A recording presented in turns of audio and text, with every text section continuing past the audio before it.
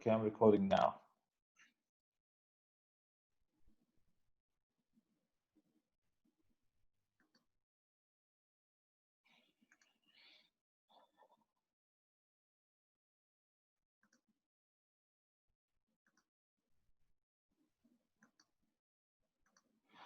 All right, thank you, everyone. Sorry for the delay in starting this this webinar today. You'll see I am on vacation mode. I am now in Italy with Betty and the family on holiday, so you'll see myself on the screen with lots of nice palms behind me. Of course, that's Hawaii, but of course, we're not in Hawaii, we're in Sicily. It's nearly the same thing. So I'll give you a run through my presentation today. It's about WRC 2023, which is in less than basically 3 years from now.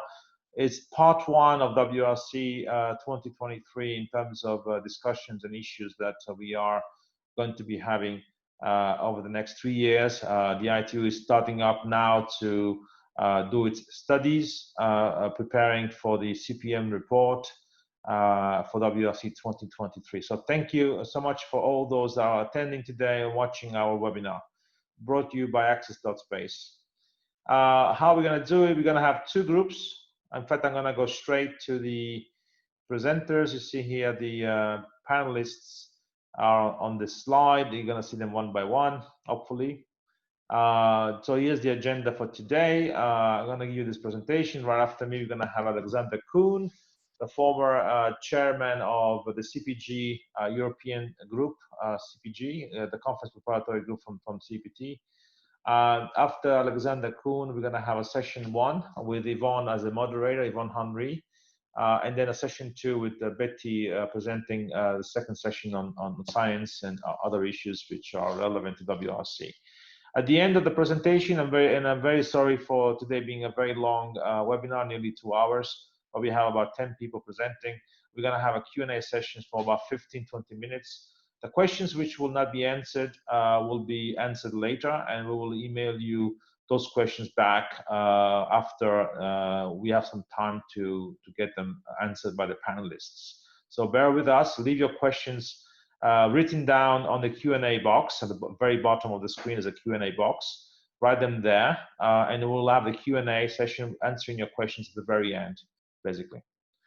Very tight webinar today, one by one, and you see the past webinars are on the screen, and you will be able to watch all these webinars, the recording of these webinars online. In a second, I'll give you the link, which I will send it out by email. The presentation will also be sent out also by email to you, and also the link where you can watch this webinar and the past webinars if you want to rewatch them again. Today we have, in fact, already about 220 individuals actually registering. We have another about 20 people registering the past half an hour from about 49 different countries of the world. That's the past webinars attendees. Here's the link to YouTube channel. Very simple. You can go to YouTube and search for ACCESS.SPACE Alliance, and you will get access to our videos through a search on YouTube. We have all the videos up to webinar number 14 already uploaded, except webinar 1 and 2, which were not recorded. The Alliance is basically being created, founded originally by Betty, and then myself and Christian came afterwards with Betty to basically expand the directorship of the Alliance and the running of the Alliance. And we also have Alice for the summer session helping us to deal with the videos that we're recording here online and other issues we have within the Alliance. The Alliance is basically here to help and represent the small satellite sector, but in general, the space sector as a whole, not necessarily small satellites, but as a whole, the sectors we want to basically expand it globally and doing lots of things like connecting companies together, foster collaboration, advising them, advocating policies that will benefit the sector, promoting and create awareness and opportunities for the sector, of course, helping the research and stimulate coordination between the parties, and also standardization policies and so on in helping the space sector in general. We have now about 85 organizations who have joining us in the alliance. Here are the logos of those that have requested to become a member, basically, and also some partner organizations from India, China, and we also have an MOU with the European, the CEPT. In fact, we are part of the CEPT group now as an observer, and soon we will be joining also the ITU as well. In terms of membership, we are about 1/3 of the membership in the UK, about 1/3 in Europe, and about the other third around the world, with majority, of course, in the States. Technology companies are quite broad over there, and they asked to join us. But of course, we also accept companies from the rest of the world to join us as well. Be aware that we have already started the Free Space Optical Communication Committee. Back in May, we had already 2 meetings. So this is going to be discussing creating standards on free space optical communications. We're going to be starting a regulatory and space policy committee in August. Lunar deployment committee will be also starting at the end of this month, beginning of August as well. And European affairs will be also creating other committees on finance, on insurance, and other topics which may be of interest to the alliance. Last but not least, we also like to help the companies and the organizations which are part of the alliance, and also more than that.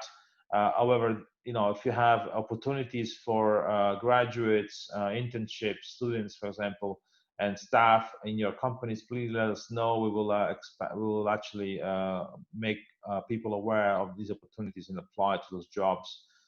If need to be. I have a handful of CVs available for those that are interested. Just write to me and I'll provide you with those CVs. We are now ready to start the webinar. So I'm going to call on Alexander Kuehn first, and then after that I will call upon Yvon. Alexander, you are on. I'm going to stop sharing my screen. And thank you for putting the video off before. I'm going to also now go off the video, and you have 10 minutes to do your presentation. Thank you. Thank you very much, Tony, and thank you very much to the Alliance for inviting me and provide you with some overview from the regulator's perspective on WLC 23. Tony mentioned me already and made my introduction. So I'm also a vice chairman of the conference preparatory meeting towards WLC 23. So I'm quite familiar with the agenda, and I'm happy to bring it forward to your attention with a particular focus on the space items this time.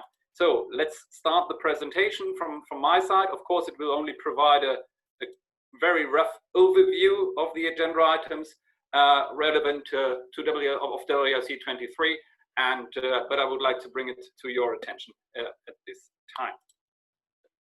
So moving forward, what is a WLC? If you want to get into this business of the ITU, it's run by the International Telecommunications Union, and it's an international treaty. So from the legal perspective, we nearly have to get together between the countries and bring together this treaty to avoid any international harmful interference between the different countries. And of course, this is absolutely important for space operations to avoid any harmful interference between the satellites.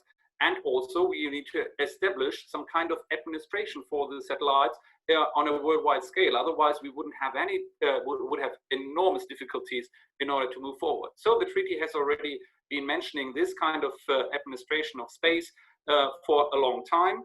And of course we are doing this by also a kind of distribution between different regions that eases sometimes these discussions at the WLC. So we look forward from our side in region 1, that's Europe, Middle East, and Africa. But of course, you have on the other side the Americas and Asia Pacific.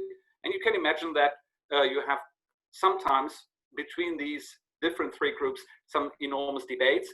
Of course, we have to work on a very good abstract and of course technical way forward, besides all the political implications which you can have on the international scene, in order to find the best solution forward for the technologies and for the space industry in particular. When you look into the 3 different regions, you can also imagine that you may have some divergent views regarding the harmful interference and between the satellite systems. So you need to have some basic principles established which move forward, and I guess that my upcoming speakers will dive into more the details of those principles as well. One of them is, of course, the first come, first served principle. Therefore, some kind of administration in that way is right forward. Then, how often is a WRC? We have a regular review every 4 years now. This is now quite a stable situation. You can think of, okay, you need to have something earlier and something faster in place, but this has been taken into account as a good way forward, either for the ITU, but also for all the others, because you have to imagine that you need to prepare for WRC and balance all the different interests with technical studies and underlying them in a certain period. So therefore, you need to have some time in order to move forward with a new agenda, adapt to it, and move forward with the technology as well. So this revision of the radio regulations every 4 years has already proved to be a good way forward. Diving now into the agenda, you see you have to keep the balance, otherwise you have it upside down. I divided usually the WRC in 3-4 parts. So you have, of course, something which I call mobile broadband. It's more terrestrial oriented, and there you have some agenda items which are moving forward from the international mobile telecommunication technology. There you have today some discussions around 5 GHz. You have, of course, the mid bands. And you have HIPS, high altitude base stations, which need to be provided in the IMT bands. And of course, you have for region 1 also a discussion mainly on terrestrial issues regarding the use of broadcast services in region 1. Finally, you have also some studies on the international mobile in fixed service bands. I will come to that one later. By the way, all of the red highlighted points here are of particular concern for the space industry from my perspective. You can take them, you can agree with me, but I'm happy to discuss with you further on that one. The other part is, of course, the satellite part itself. There we have ESIM, that's Earth Stations in Motion, either from geostationary orbit systems, but also from non-geostationary orbit systems. Then we have, of course, mobile satellite service for, I call it the Internet of Things, but it's for narrowband communication systems. Then we have a question for new inter-satellite links. This is something which was coming up during the discussions in the preparation for WRC 19, and it gains more and more attention. In particular, if you imagine that you have a lot of new satellites coming up into space, and you need to use the capacity in space from a most efficient way. So therefore, inter-satellite links makes a lot of sense for me. But of course, we need to establish there a good and solid foundation as well. Then you have some scientific issues. Of course, this is space research. We have some questions in the terahertz area for Earth observation. And we have a question for something new. This is suborbital vehicles. So very high transportation things which are moving forward and where we need maybe some satellite capacity as well. So therefore it is linked with satellite. It's a little bit on the border between terrestrial and satellite. On the lower end, we have the transport systems. Of course, here we would like to use for unmanned aerial systems a lot of capacity from the fixed satellite service, and therefore this question comes up now at WRC 23, arising from WRC 50's decision before.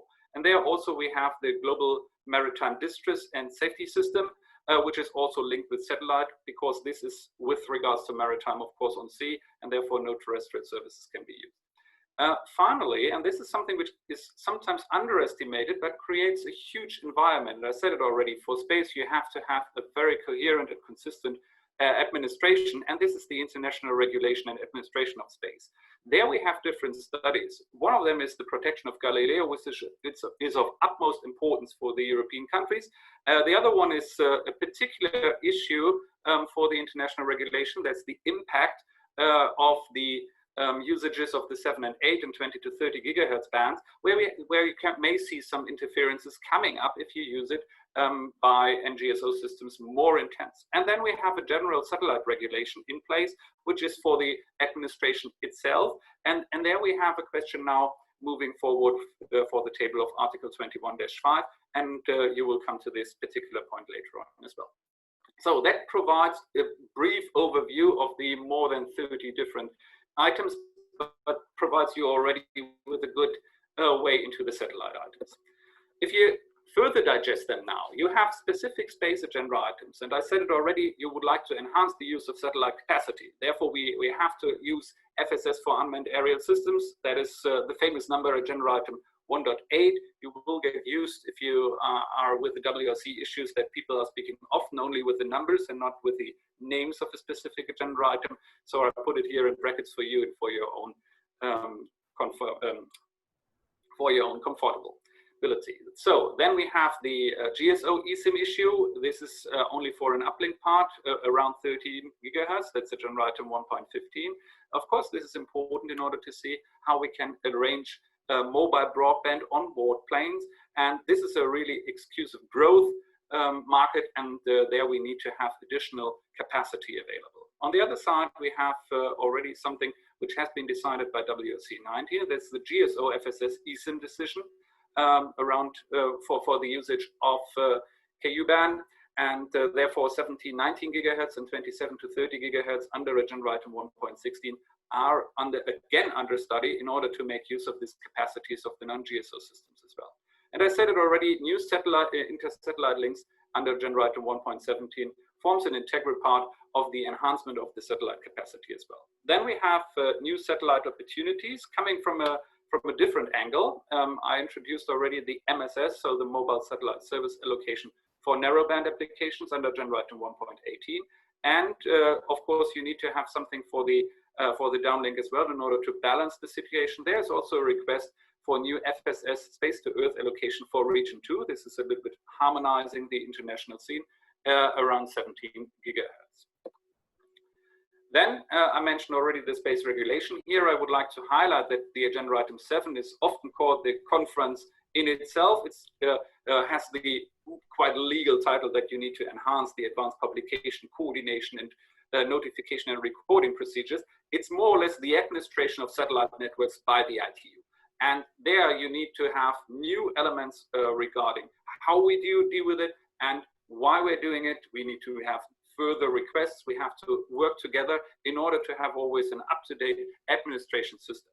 Here we have one issue. I highlighted that already, the impact of Non-GSO transmissions in the 7 and 8 gigahertz and 20 to 30 gigahertz bands, where we see maybe some difficulties with interference, and there we need to have further points in the coordination to move forward. Finally, then also two issues under agenda item 9, that's 9.2 and 9.3, which are also some continuous agenda items. First of all, the inconsistencies and the ambiguities in the application of the radio regulations. And here we have also to the technical development the question if the values in Article 21-5, there is a specific table, are still valid or not. And we need to have a certain view on that one. And of course, this needs all to be balanced. And everybody has to make, of course, a due diligence according to their publications. And therefore, we need to have a look on that one as well, if the regulation there is still valid. Finally, Alexander, you have less than 1 minute left. I will come to very closely to my end, Tony. That's contouring of the mobile broadband spectrum. Here for the satellite industry, it's also of utmost importance to have a look into C-band, because you see that there is some further movement in 3 gigahertz, 3.3 to 3.8, maybe for international mobile telecommunication identification, but that's limited to region 2. Then we have a huge debate around the 6 gigahertz band, which is the complementary band in C-band, and where we need to move forward. And then we have, of course, 10 to 10.5 gigahertz, which is only for region 2 only. But this, of course, has on the worldwide scale of satellites definitely an impact on everything. Then we have certain studies under agenda item 9.2 for space weather sensors, for the RNSS protection in 1,300 megahertz, and something on the IMT technology in the FS bands, so in the fixed service bands. That bands are usually shared for FSS, between FSS and FS, and therefore the satellite industry is very interested in this topic as well, and we need to move forward. And then we have, of course, regulatory provision for suborbital vehicles. I put it a little bit behind because we need to really understand what is the overall movement forward for it, and then take the right regulatory decisions. And I'm not sure if we are already maybe a little bit ahead of time regarding this question of the regulatory provisions. But that should be just the opener for further consideration. I would like to thank you for your attention, and I hope we have a very nice webinar. And of course, I'm happy to answer any questions which you may have. Thank you. Thank you so much for the presentation, Alexander. Yvon, you're on now. You'll have until 10 minutes past 4 if you can contain the 5 of you within that time frame. Thank you so much.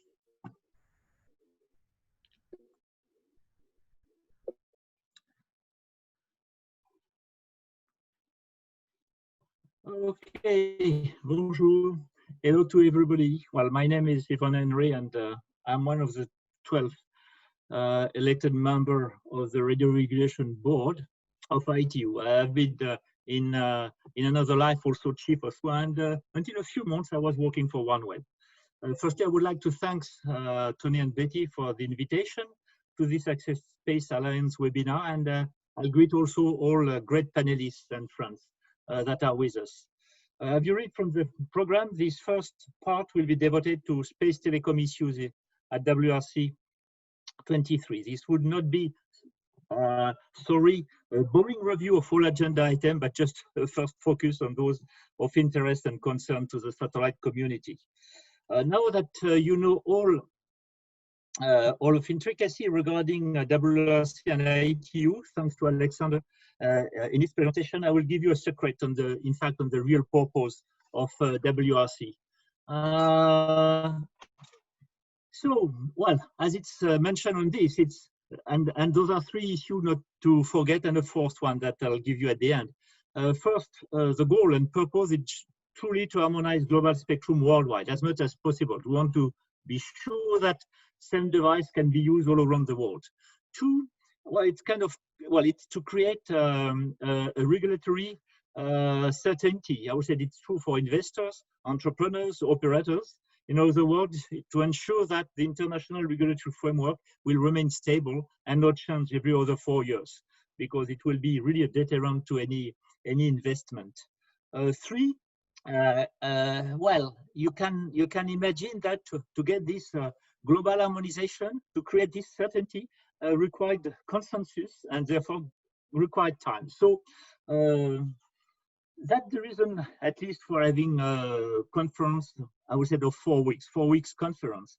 And also something quite important during those conferences is to avoid, to the maximum extent possible, a vote on any decision during that conference. But that's not all. And last thing that is, for me, more important, I would say, it's not the agreement on the final act of the conference and or the congratulation at the end of the conference. But more importantly, what's important is the fact that when the national delegations are coming back home, is to ensure that the WRC decisions are really embedded in the national legislations. And this is another matter. As we said in French expression, this is une autre paire de manches.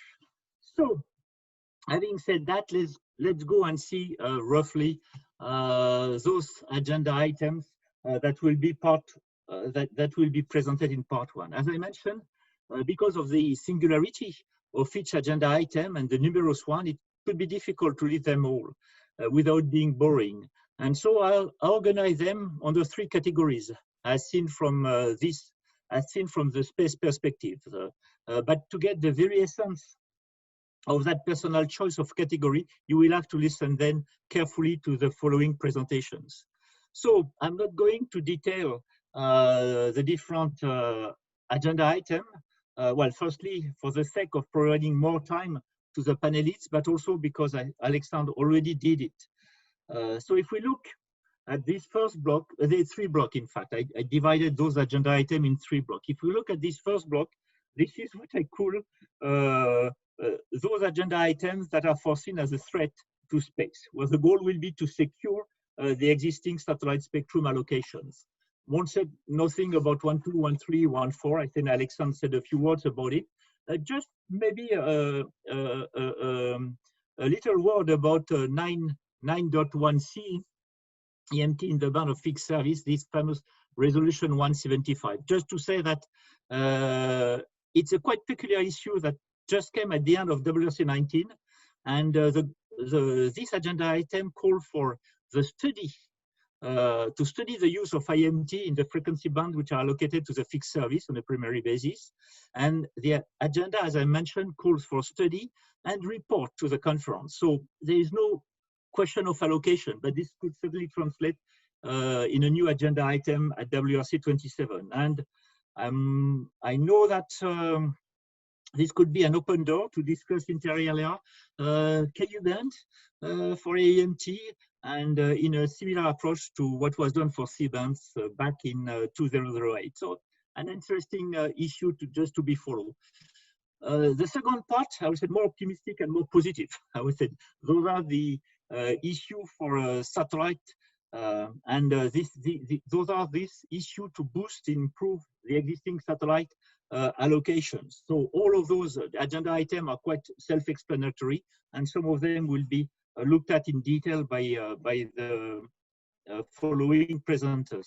Maybe just a word about two of the issues that I put in green on my slide, or at least I could put even a third one with a 792 and 93. Those are three recurrent regulatory items that will be quite open in terms of discuss issue. It could be in favor of space or sometime against. If we look at agenda items 7 and 92, they might also be used as a means of introducing issues which are outside of any agenda items. It's quite early now to figure out what would appear at WRC 23 under item 7 and 9.2. Well, for information, 9.3 is a report by the RRB. It's a report by the RRB in line with resolution 80. But at least I know two issues that would come, that would certainly appear at WRC 23. The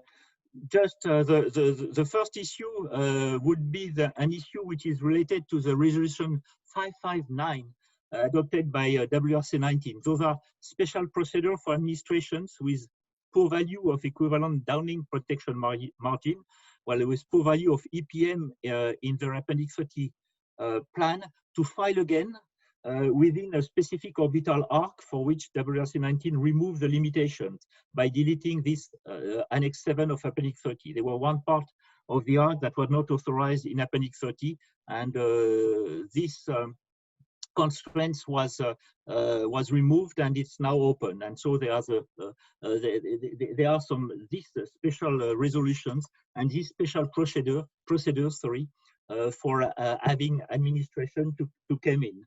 And I must say that the board, in fact, the RRB, that just finished yesterday its work, took some decision on the application of RES 559, and that would need to be reviewed by WRC 23. Just another issue that would certainly come also, sure that it will come, it's regarding resolution 35 of WRC 19, which is in fact relating to the milestone-based approach for KU for non-GSO system in some certain bands and service, and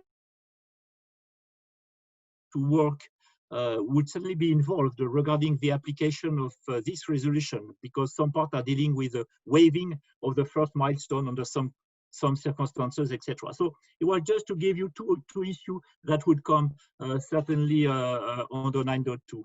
And as I mentioned, it's too early to go back and see what could be of what would be covered by those three items, generally speaking.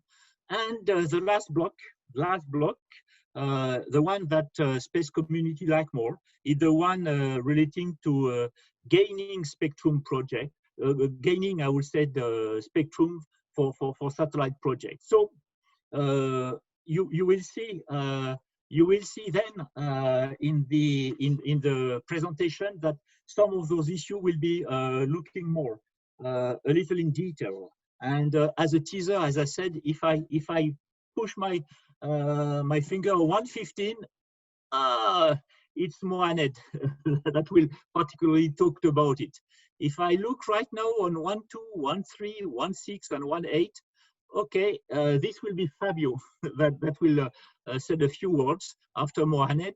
Then on 116 non-GSO SIM in K-band, okay, this will be Laura. And finally, under 115 and agenda item 7 and 117, it will be Steve that will come to make a specific presentation. So at this stage, I would like to thank you for listening to this short presentation. Just to mention that there is tens of slides following this presentation where you could add additional information and those additional informations where you have a description of the different agenda item more in detail. I won't go through it, but I think that at the end of this seminar or webinar, in fact, this presentation will be made available with all of the different with all of these details. So at that stage, knowing that don't have so much time, I'd like to give the floor to to Mohamed, which in fact will talk to us about, in particular, agenda item 115. Mohamed, the floor is yours. Thank you very much, Yvon, and good afternoon, good morning, good evening to everybody around the world. First of all, just want to extend my thanks to Tony and Betty for inviting me to present. I'm going to focus on agenda item 115 for this presentation. First of all, can you all see my screen? Yes. So, what is agenda item 115? Agenda item 115 is looking at devices that are in motion and providing connectivity to mainly airplanes and maritime vessels. One of the growth areas in the satellite industry and one of the positive areas in the satellite industry has been the ability to provide services while the terminals are in motion. It's predicted that around the world, over 1 billion passengers journeys on planes will have some sort of a connectivity. We're already seeing that today in modern airplanes where Wi-Fi connectivity is becoming a standard norm. We're also, this is also compounded by the fact that a lot of consumers would want to bring their own devices on board planes with mobile phones, laptop, tablets, you name it. All of these devices, there's a pattern by the consumers that they prefer to use them and they prefer to have this continued connectivity whilst on board aircrafts. This is also in line with, from our perspective as a company in Intelsat, when we launched our next generation satellites, what is known as EPIC satellites. And beyond that, EPIC 2.0, where we see the business case for in-flight connectivity is becoming more and more compelling, particularly with the technology and advances in innovation in the satellite industry. And the principle is essentially around the fact that you're able to provide high throughput speed of connectivity while the terminal is in motion. And this is from the space side, you're able to provide on the satellite high throughput capacity. On the terminal side, with innovations of phased array antennas, we're seeing that this ability to be aligned with the satellite while in motion is becoming much more efficient. So you're seeing the rollout of phased array flat panel antennas on board aircraft. But we're also seeing that later on with connectivity to trains and cars and also to vessels. But for agenda item 115, we're focusing on connectivity to airplanes and to maritime vessels. When we talk about eSIMs, what do we mean by eSIMs? If you see here, there's 3 boxes. On the left-hand side, you have FSS. We're all familiar with fixed earth stations. And on the right-hand side, you've got MSS, mobile earth stations. In a nutshell, eSIMs is combining the ability and the capability of both of these technologies into one. So in other words, you're able to provide the same efficient use of the orbital resources on a antenna while it's in motion. And the important thing here is that antenna, in terms of its operational characteristics, will operate within an envelope that is the same as if it was fixed and on the station. So In terms of the eSIMs, that's what we are talking about when we talk about eSIM terminals. A bit of background, maybe of beneficial use, is that when we say connectivity to aircraft, there's nothing new about this.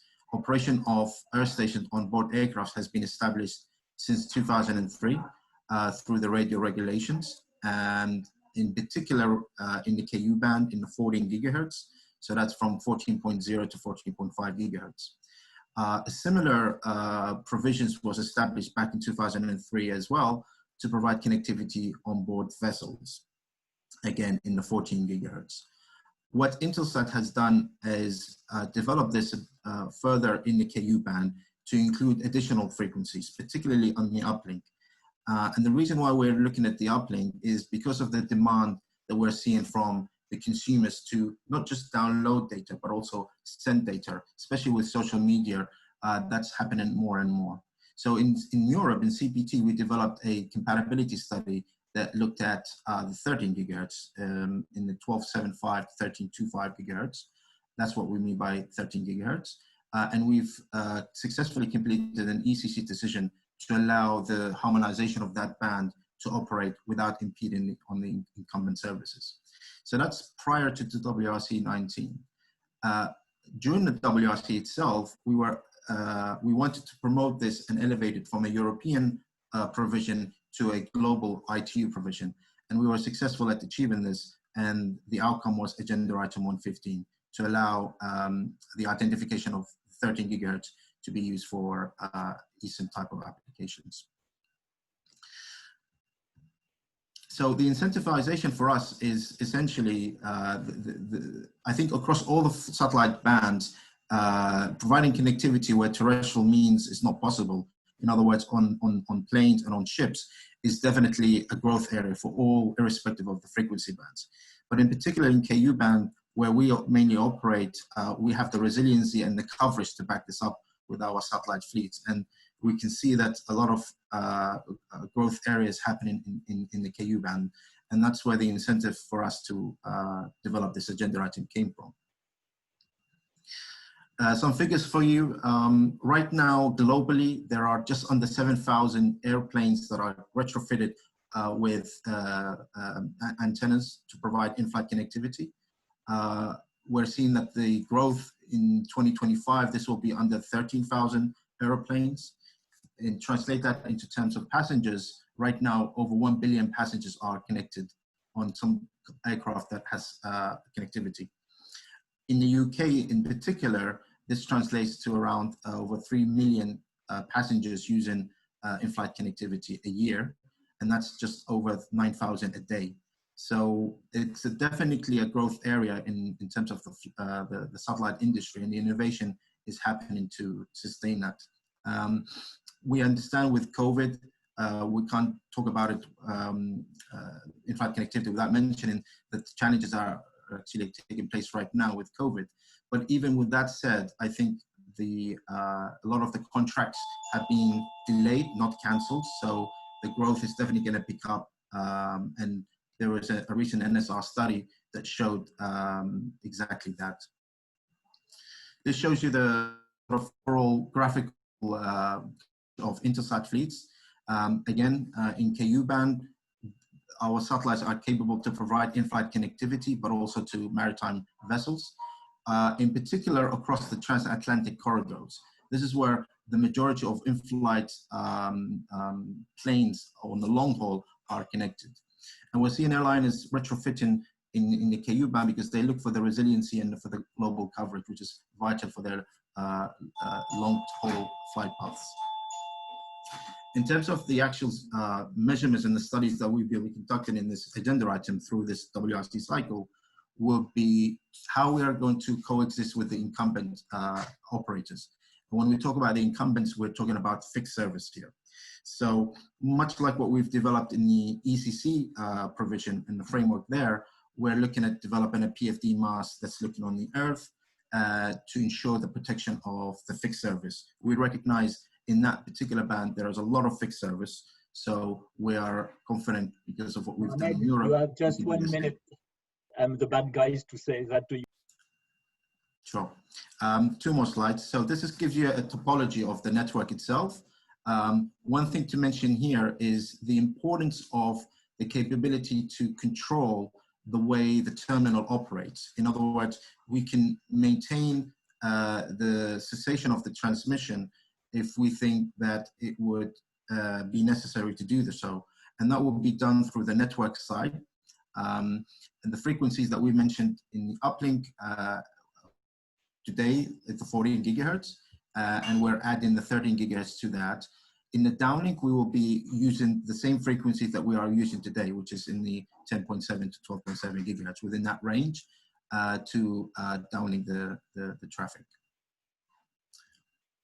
So in summary, the potential for agenda item 115 is not just to provide infotainment and connectivity to passengers, but it's also the ability to update and maintain airline fleets and the crew and the necessary data and sensor communication. That's an added value for the airliners, and they look forward to that. And we think that with the addition of the 13 gigahertz, we are able to extend that service, and in particular, without jeopardizing or causing harmful interference to other services. So that's, in a nutshell, agenda item 115 for you.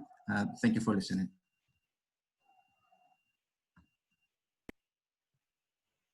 Okay, thanks a lot, Mohamed.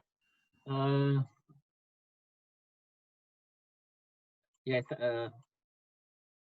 thanks a lot for this presentation, and to have been able to make it within the 10 minutes that Tony allotted for each of the panelists. So actually, Yvon, we need to be less than 10 minutes, maybe about 7 to 8 minutes now, please. Thank you, if possible. Thank you. Well, so sorry for you, Fabio, which is the following presenters, but you have 8 minutes for your presentations. Okay, Fabio, the floor is yours.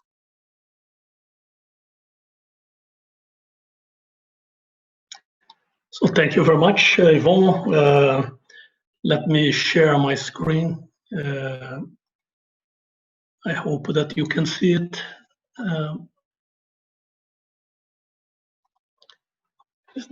Is that coming to you?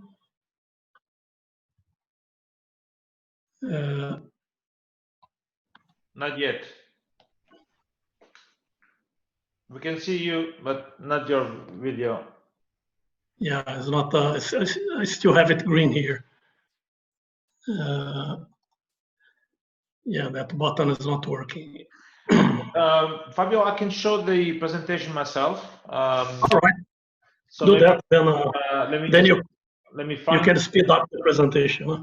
Yeah, let me find it. Well, you can start speaking if you like, as I find the presentation. Okay.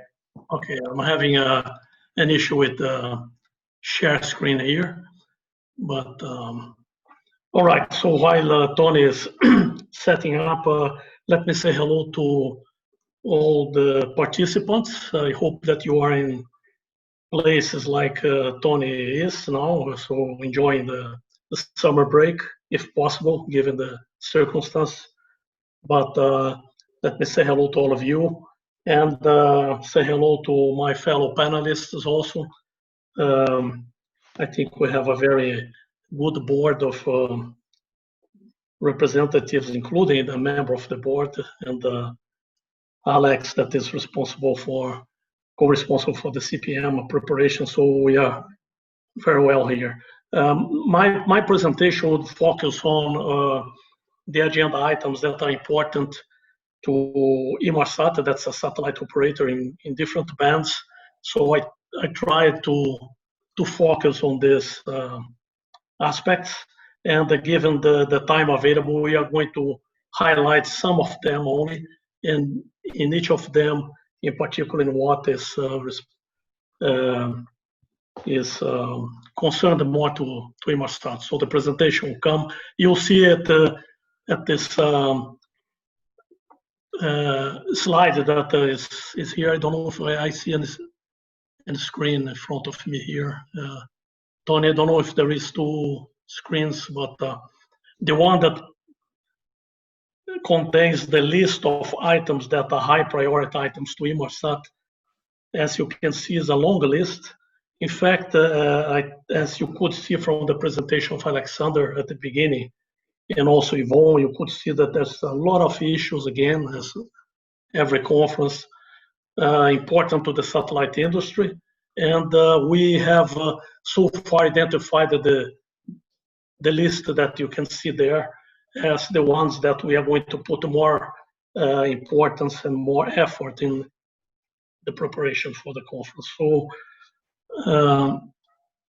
I don't see any more, Tony.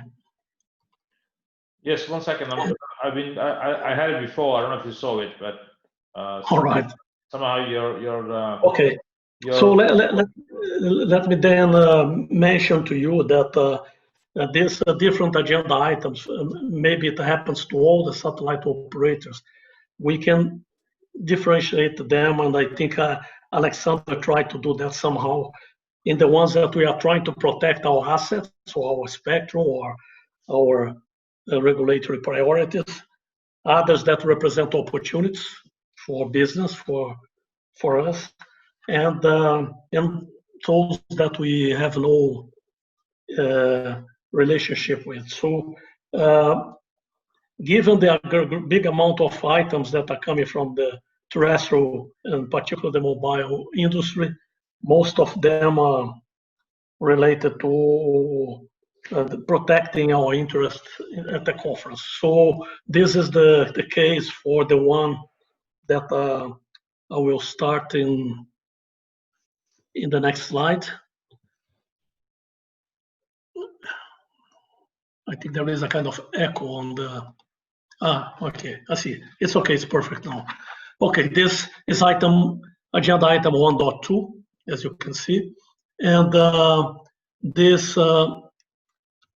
agenda item, again, it's the IMT community trying to get more spectrum where they are identified. So we see here that I selected only 2 parts because it concerns a big list of C-band and X-band, the 7-8 GHz band and 4.6. But these 4.6 are very important, like the others, but this one is quite important for Inmarsat. We consider that identifying IMT in the 4 GHz band in region 2 is a big problem because of the heavy use of the C-band in that region. In any way, we needed to have the studies completed for IMT 2020, and in particular, we need to have a protection framework for the Earth stations if by any chance this is to be identified in the band. So that's quite an important item for us because we operate feeder links in these bands, but also for the rest of the satellite industry that puts a lot of importance in this band.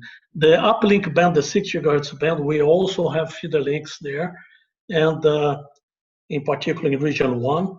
So we have seen the studies that already indicated that the sharing is not possible in this band, or there's very little potential for have IMT and FSS feeder links, uplinks in this band. So we consider that this is going to be quite problematic.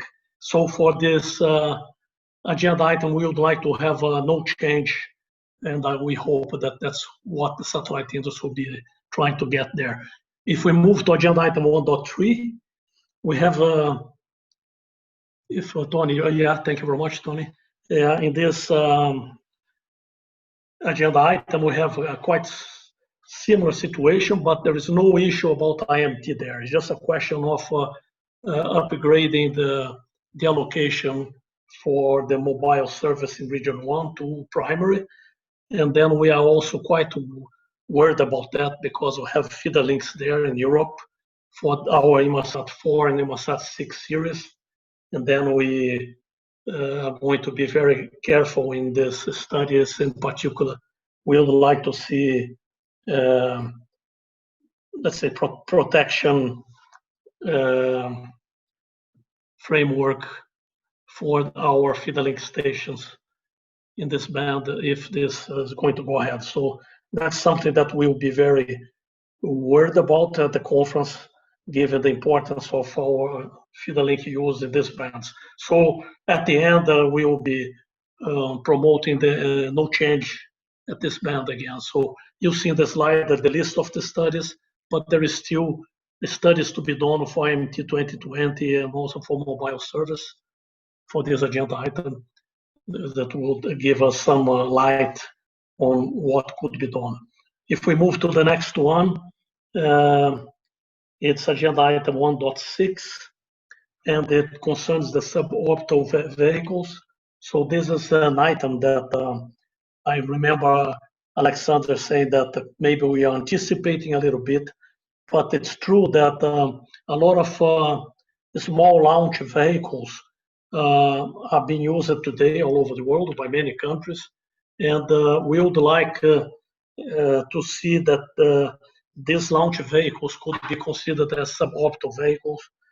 We'll see how this evolves, and our consideration at this item is that we would like to use for this type of vehicles the same coordination procedures that are valid today. The spectrum that we are using today in the MSS and FSS could be also be allowed to be used to serve these applications of SOVs, suborbital vehicles. And one suggestion to Yvon, that is member of the RRB, is the creation of a class of station for this application, probably using like was done for UAS in the past, but in such a way that when these vehicles will be using mobile Earth stations in MSS, we would configure that as a SOV. So this is an item that we are also going to work closely with ICAO and all the rest of the launcher industry to get some framework that would mean for us some opportunities for exploring this application. Moving to 1.8, where we have again the famous UAS coming back. So UAS is very topical. Of course, you know, there's a lot of activity in this area, and we would like to be able to serve this community also. So the UAS communication links that is referred to as UAS CNPC, as you can see in the text here, are very important to be regulated, and we needed to work in improving resolution 155 as this item is calling for, and we consider that as important, that there'll be no priority over the FSS operations for UAS, and we would like to operate this UAS within the standard coordination procedures, agreements, and protection limits that we have today, and something that also could raise the attention of the member of RRB that is listening to us is the fact that we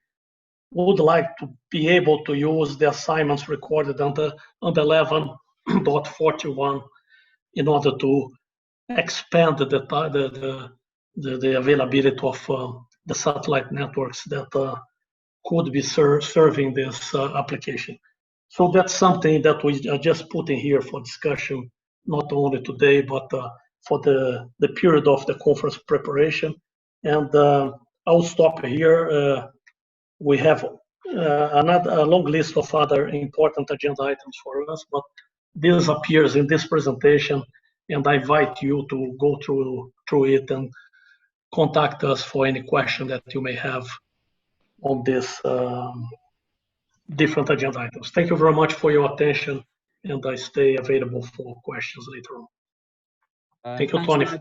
Yes, thanks a lot, Fabio, for that. And to all participants or people listening, you have the Q&A also, where you can begin to flow a lot of questions to Fabio about his presentation. He'll be keen to respond to it. And I thank him for the future work of the RB. So, having said that, let's move to the next panelist, and there we'll look to the non-GSO SIM in K-band.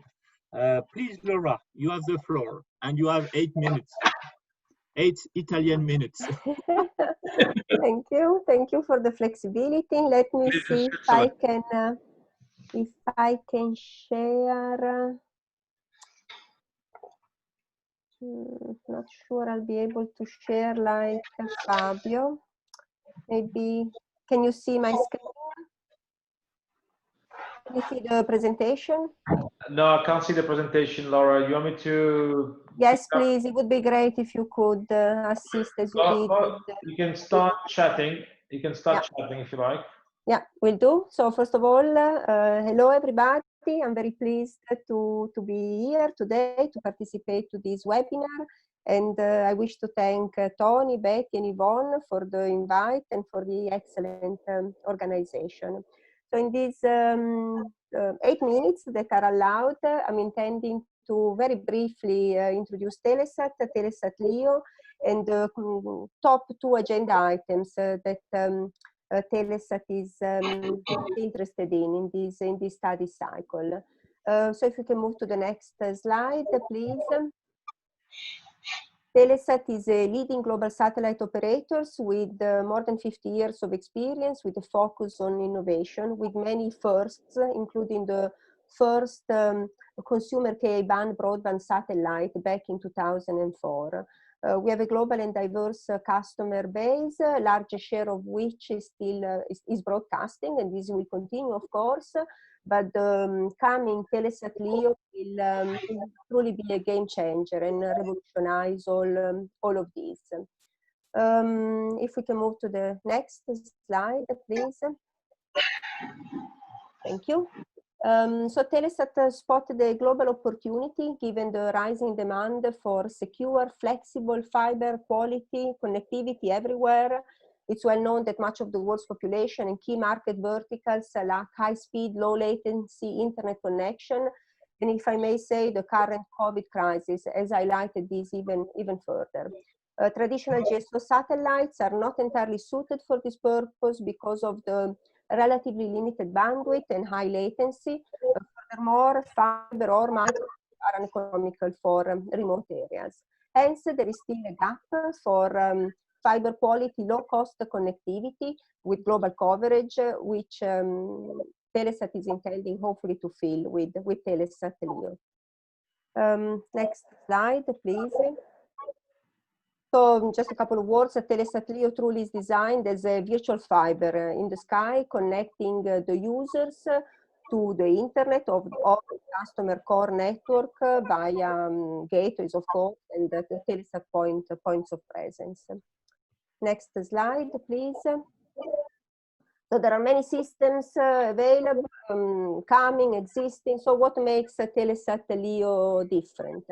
Well, first of all, in terms of service provision, an unprecedented amount of capacity. So we're talking about gigabits links and overall terabits of sellable capacity. So just to put it in plain words, there is and going back to the example of in-flight connectivity, there is truly the potential for in-flight entertainment to be entirely replaced by in-flight connectivity, with a huge saving, of course, for the airlines in terms of weight, equipment, and other aspects.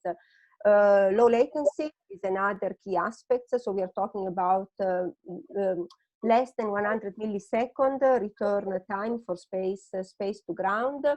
So I will not go through all the points, of course, but just to sum it up, it's an innovative, super flexible system with inter-satellite optical links, resizable beams that can be repointed as needed, onboard processing that can assign resizable spectrum channels depending on demand and regulatory constraints, plus other features that there is no time to go into. So the next slide, please. Differently from other LEO systems, Land is going to operate both user terminals and gateways, all in Ka band. You can see the frequencies on the slide. It's also important to highlight that in Ka band, there is always a minimum of 500 megahertz of exclusive satellite spectrum. One satellite has already been launched in 2018, LEO 1, which has been used extensively for a number of tests, demo, trials for aeronautical, maritime, land mobile use.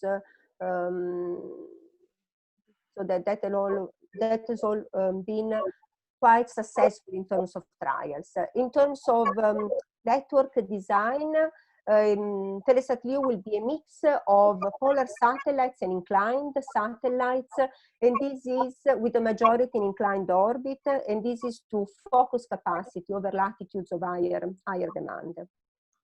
Next slide, please. I already mentioned the current COVID crisis. Hey, Laura. Yes. Could you go a little on WRC-23 issues? Thanks. Yes, yes. So let's do that. So this is just so let's move directly then to slide. Yes, please. So in terms of the issues of priority issues for first of all, item 116, overall Telesat was very pleased with the outcome of WRC-19 in relation to EASIM developments. Agenda item 116 for WRC-23 focuses on non-GSO EASIM in Ka band. Most of the people on this call will be aware that WRC-15 and WRC-19 already adopted provisions for GSO EASIM in Ka band, and this enormous and very good amount of work can and will be used as a basis for non-GSO EASIM in the same band. Along similar lines, I would like to bring the attention of the participants to the fact that Europe has always been at the forefront of EASIM introduction. Notably, in Europe, we already have a decision, ECC decision 1504, on the harmonized use, the free circulation and exemption from individual licensing of non-GSO EASIM in Ka band. And I would like also to highlight the fact that this decision that has already been implemented since 2015 mirrors in terms of sharing conditions with the terrestrial services exactly the same sharing conditions in a twin, let's put it like that, the ECC decision for GSO EASIM. So in other words, sharing conditions with terrestrial services in 28 gigahertz for GSO EASIM and non-GSO EASIM are exactly the same, and it's been working since 2015 with no issues reported. Finally, last but definitely not least, I would like to also mention that domestic regulatory frameworks to accommodate non-GSO EASIM in Ka band already exist or are being developed, and this of course is very important to introduce the services as the systems even before WRC-23. All of this to say that overall is abundantly clear that there are solutions for agenda item 116 for WRC-23. Telesat will be proactive on this agenda item and is looking forward to working with colleagues in the ITUR for a successful conclusion on this agenda item. If I still have a couple of minutes, I would still like to briefly mention agenda item 117 in the next slide. Thank you. This is for inter-satellite links. This is to determine and carry out appropriate regulatory actions, including the possibility of allocation to the inter-satellite service in some frequency bands that include the Ka band and then also 11.7 to 12.7 gigahertz in Ku band. This agenda item stems from the need of some satellite operators for, if you wish, an additional business opportunity in terms of GSO to non-GSO and the non-GSO to non-GSO links. So from the perspective of Telesat LEO, a terminal, for instance, on a different non-GSO system, for instance, at lower altitude, could almost be considered as a space eSIM. And of course, sharing studies will be required, but given the altitude, that should lead to definitely less problematic sharing conditions. And this really, there is still a slide with the conclusion, if you care to show it, but this really concludes my presentation, and I wish to thank everybody for the attention. Thank you.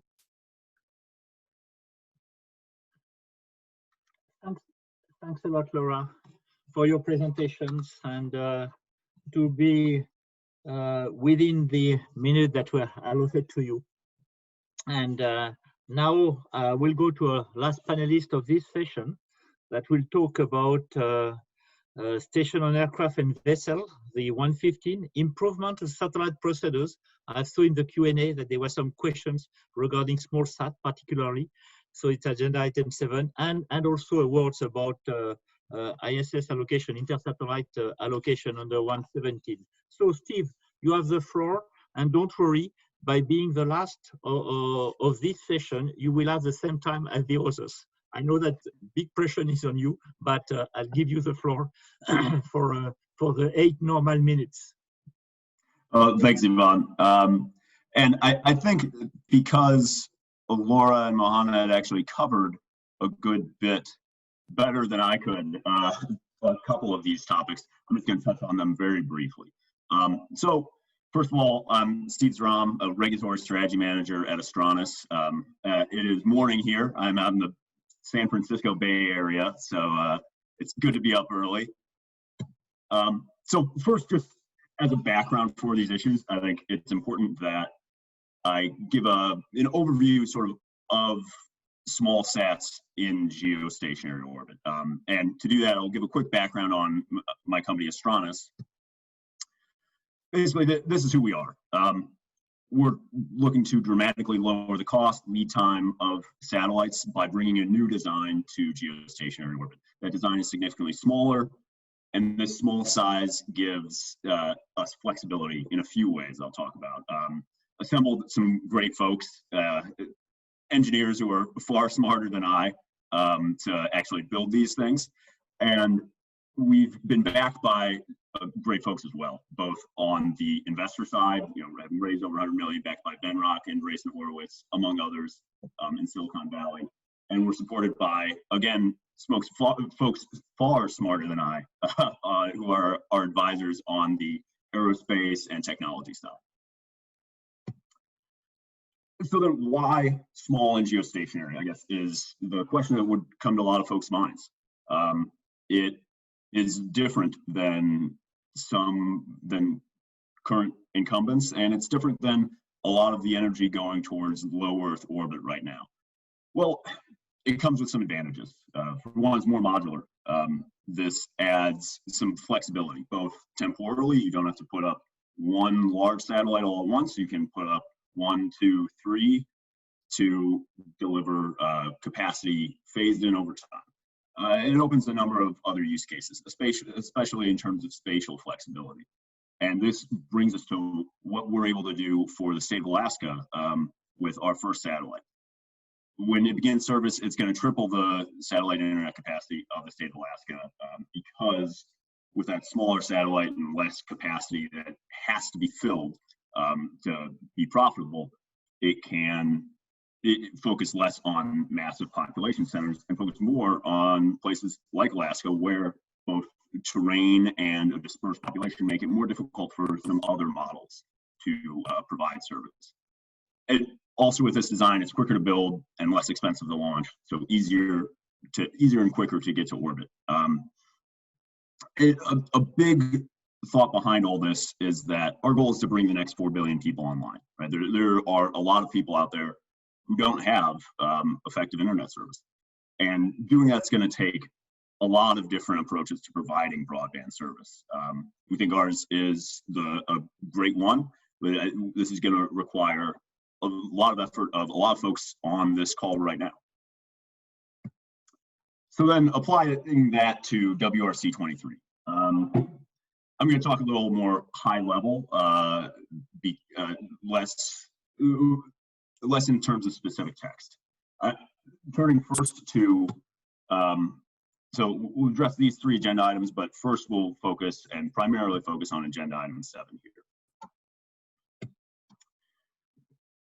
So agenda item 7, improvements to the satellite procedures.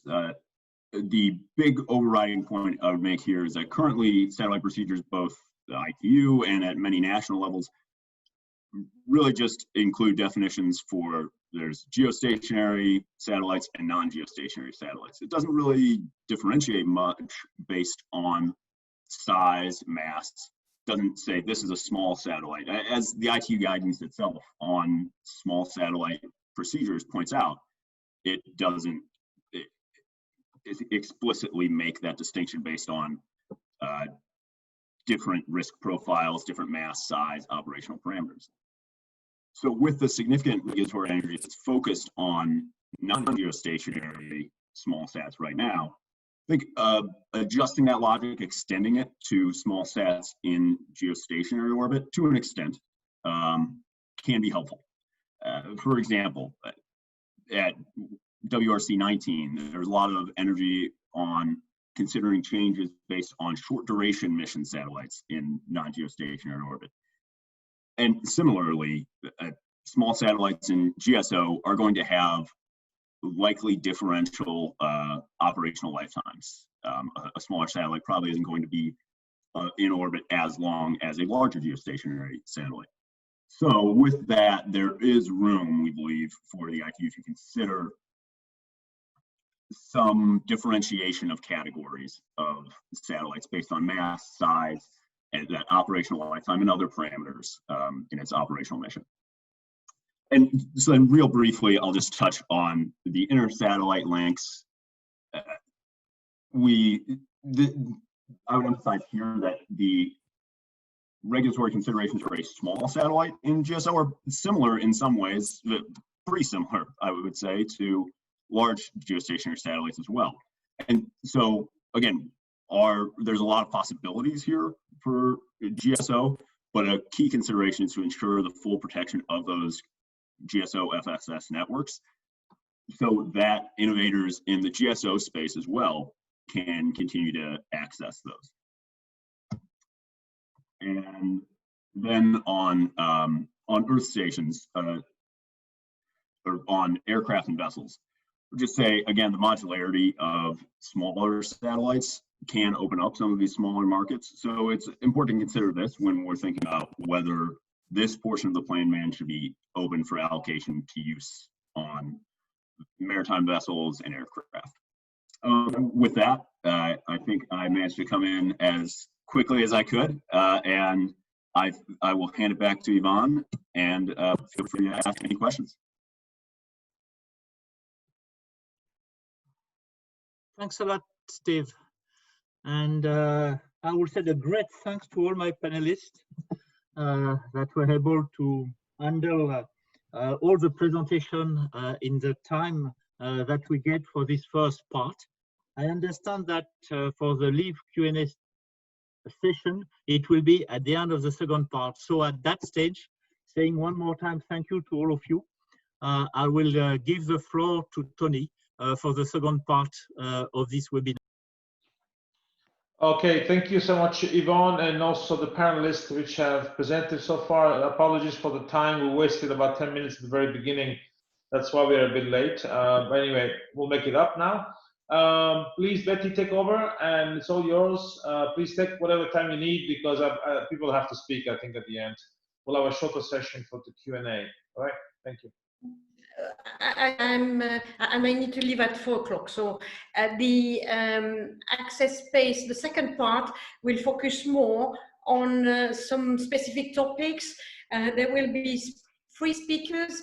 Norbert Schroder, who's working with IBER, is going to talk about agenda item 118, about the MSS, potential new MSS allocation.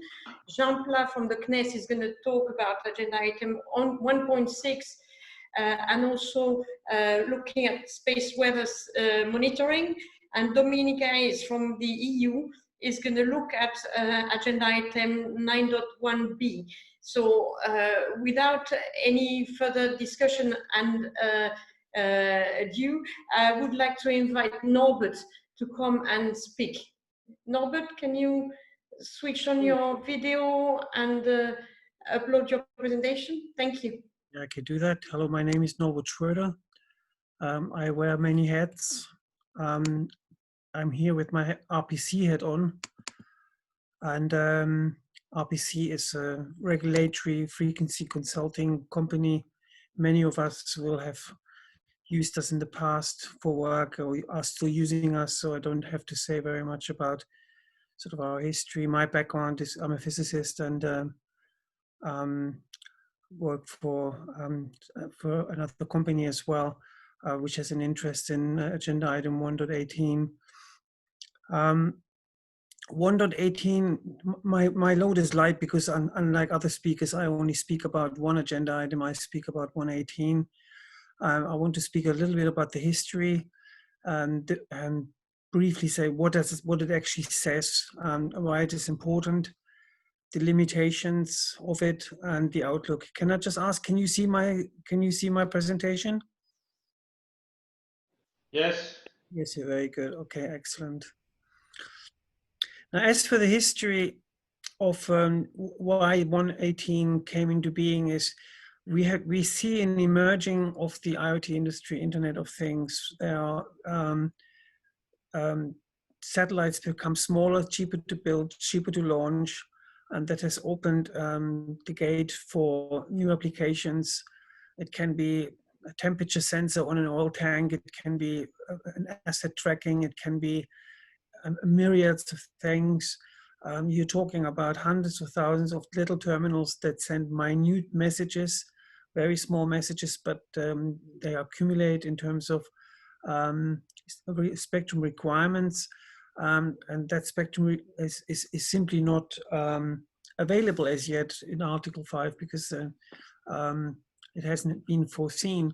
And we saw at the last conference in agenda item 1.2 what a fight you can have over a mere 150 kilohertz, which is the 399.9 to 400.05 megahertz band, which is it's only 150 kilohertz, but it's the only MSS Non-GSO spectrum that is allocated in Article 5 for this kind of application. So there's clearly a demand for spectrum for this emerging industry. Another background why this is so important is because a lot of these companies are not that familiar with the radio regulations. I remember a conversation with a gentleman who said that he's financing a company that is about to launch a satellite, and he had heard of a company in Geneva where you can buy a license, and the company is called ITU. So this is the kind of level you can experience when you talk to these people. They simply have no history of involvement with the ITU. So what many of these small set applications then end up doing is they're running under the provision 4.4, which is where frequencies are used outside of their allocations under Article 5. And there's an emerging problem here. This is recognized by the ITU, has also been mentioned by the ITU Spectrum Seminar, and so this has to be avoided. So much about the history why this sort of came into being, this agenda item 1.18. Now, what does it actually say? Well, it says quite a lot of considerings and a lot of notings, but the key is to conduct sharing and compatibility studies in a variety of bands, and it took ages to agree on these. The bands named here were chosen after hefty debates, the 1695 to 1710 in region 2, 210 to 225 in region 1 and 3, and then the lower C-band in region 2. What you notice here is the absence of any kind of band that is going to be looked at that is for global use. That was the intention of many of the proponents in agenda item 10 for future agendas of conferences, but it could not be agreed at this time. But the problem will not go away, and we are sure that there will be, at some stage, there will be studies for global bands. Now, just to, one thing I forgot to say is I'm in fact the elected coordinator for the CPT for agenda item 1.18, so I'm trying to make myself clever on that. Why is it important and what are the limitations? Well, as I said, we need to satisfy the increasing need for spectrum in this industry. This will not go away. People will continue to launch these systems, and they find the money despite the high risk that is involved using frequency bands, which are not really allocated for this kind of service. It is important, as I said, because of we want to avoid an increase in the application of RR44. And quite simply a lack of NGSO MSS low power allocated spectrum in general.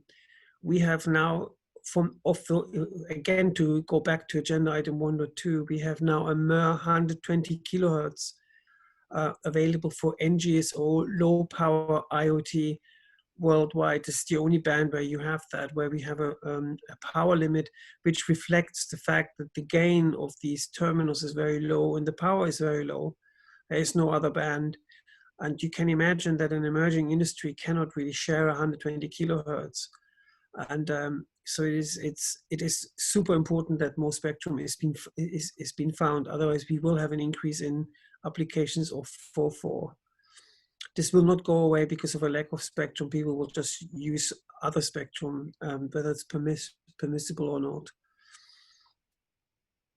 As I said, the studies do not address the need for global allocations.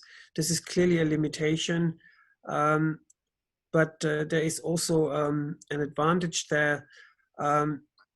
If we were to find a band that is usable for, let's say, just one region, it would be usable for systems that only want to operate in that region, and that would therefore not put a further strain on the global bands. So there is value in having the studies conducted on a regional basis. So the outlook. Norbert, please, you have very small time now left. So very past the. This is my last slide. The outlook is the aim is to succeed in defining a new allocation for regional applications. This is clearly the goal. Thereby to remove the pressure on global bands, global needs. There will no doubt, as an outcome of this work, there will be a new agenda item proposed through liaison statements or whatever, that further candidates for global bands will have to be identified. And what has to be said, this problem will not go away. There is definitely a spectrum need. That spectrum need will have to be defined, or we will have a further anarchy in the band by an increase of application of 4.4. This is all I wanted to say about agenda item 1.18. Thank you very much for your attention. Thank you very much, Robert. I think it's very interesting because we've moved from a topic which is quite homogeneous about the GSO, even though there are different views, different uses of bands, and address different agenda items, to see that there is a huge diversity of topics that are of interest to the space and satellite sector. And you represent one that is very important in the MSS part. And of course, there is lots of discussion that is going to happen during that current review cycle.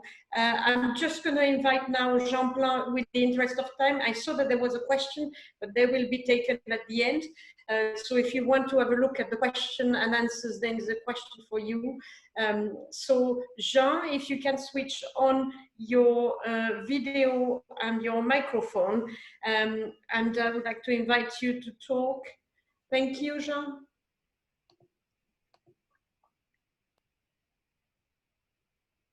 Your microphone needs to be on.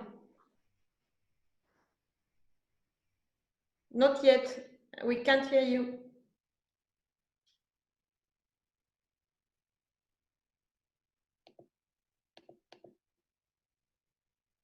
I've unmuted you. It should be working.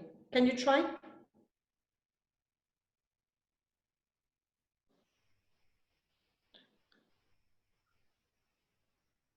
Jean?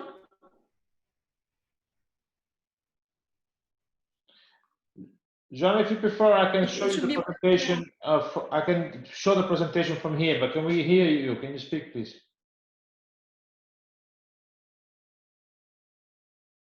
Your microphone is off.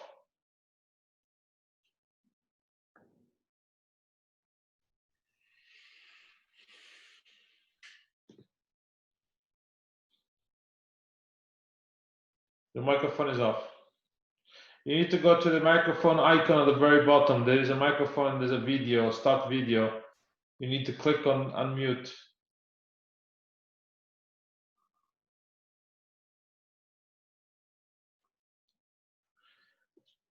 Okay, while you fix your microphone, Jean-Plan, maybe you should call in. Let's have the third panelist, Dominic, present first. See if you can, maybe you can call us back by telephone, Jean-Plan, and I'll show you the presentation, okay? Dominic, you want to start? Yeah, I'm ready. I'm just getting the presentation up. Yeah, sorry about Dominic. Get ready for over the next 10 minutes, all right? Go ahead, Dominic, it's yours. Yeah, hang on, I've got the wrong window.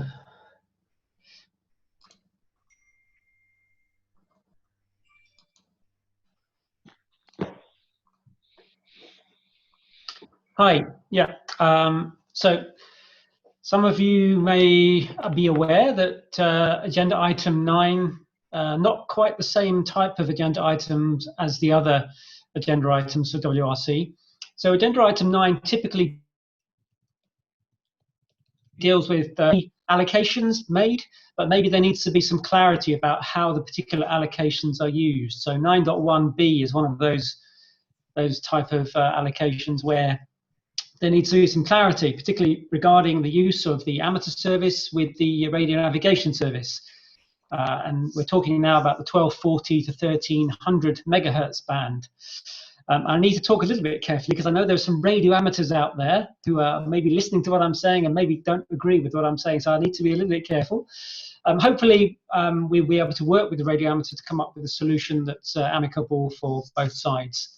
So I'm from DG Defence, Industry and Space of the European Commission, and some of you may know that earlier this year the creation of DG DEFIS, the new Directorate General of the European Commission, was established. Formerly covered the space activities under the previous Directorate General DG GROW. The fact that we have a new DG DEFIS reflects the importance of space. So DEFIS's main priorities will be to include fostering a strong, innovative space industry, maintaining the EU's autonomous, reliable and cost-effective access to space, exploring ways that space can help deliver on climate objectives, improving the crucial links between space defense and security, and also building an open and competitive European defense equipment market. And importantly, enforcing the current procurement rules on defense. So the EU space program is composed of, some of you may have heard of the Copernicus system. It's an Earth observation system offering free access to the data provided. It provides land monitoring marine environment monitoring, atmospheric monitoring, climate change, emergency management and security, and it's currently the largest provider of space data in the world. I hope you will have already know about EGNOS and Galileo. They offer high-quality GNSS services, providing accurate positioning and timing, used in a wide variety of sectors, transport, navigation, finance, synchronizing networks, for example, search and rescue. And I'm pleased to say that Galileo now has over 1.4 billion smartphones enabled that are able to receive Galileo signals. We also have services, the Space Situational Awareness Service, monitors and protects space assets, and it's currently providing surveillance and tracking to 129 European satellites. And we have a new program called GovSatCom, or Government Satellite Communication. It's a program that aims to provide EU governmental actors with secure communications capabilities. So what's that got to do with WRC? Well, Galileo uses 3 RNSS primary frequency ranges to provide services. E1 in the traditional L1 GPS band, 1559 to 1591 megahertz. E5, which is the second mass market frequency used increasingly by mass market handsets. My smartphone here has an E5 receiver as well as an E1 receiver. And E6, which is what we're going to talk about today, covering the 1260 to 1300 megahertz band. E6 is shared with primary radar and also a secondary amateur service allocation. So for radar, it's typically a very high power transmission, broadband pulsed emission, typically in fixed locations. RNSS receivers do receive some performance impact from the emissions of radar, but crucially the recovery can occur between the pulses. For the secondary amateur allocation, they have various transmission powers up to around 1 kilowatt, different bandwidths, different directionalities, different usages. But typically it's a continuous type transmission, various locations which may or may not be known to the licensing authorities. For RNSS, so we have Galileo, GLONASS, Beidou and QZSS systems, all using the 1240 to 1300 megahertz band, and they will operate anywhere. So it doesn't have to be in a fixed location, and that's what really creates the difficulty. The RNSS services will be expecting to operate anywhere, and they could be receiving interference from amateur transmissions that may be occurring in perhaps unknown locations from the regulatory point of view. I'm speaking on behalf of the Galileo system, and we are about to introduce new services in E6, a high accuracy service and the commercial authentication service. So these are new services that we think will offer some really interesting features for the users of RNSS systems. So already we've seen some impact to the Galileo E6 reception. So there was a notable case near Munich, our ground station there, completely lost reception of its E6 signal. That was quickly solved by the German regulator, and fortunately, in a few days. It turned out to be an amateur TV station, which was some tens of kilometers away from the ground station. Case, our Commission Joint Research Centre, which is in Italy. There were 2 cases of severe interference seen there. They happened to be solved by JRC staff who undertook their detective work, and it took them several days to find out the source of the interference. In fact, in that case, they didn't contact the regulator, which was perhaps a mistake, but maybe it would have been more quickly solved if the regulator had been involved. But in one of those cases, it turned out to be an amateur, what's called a moon bounce transmission. That happened from a transmission site that was over 60 kilometers away from the E6 receiver. So you can see why it's something that we are a little bit concerned about, and we need to find solutions.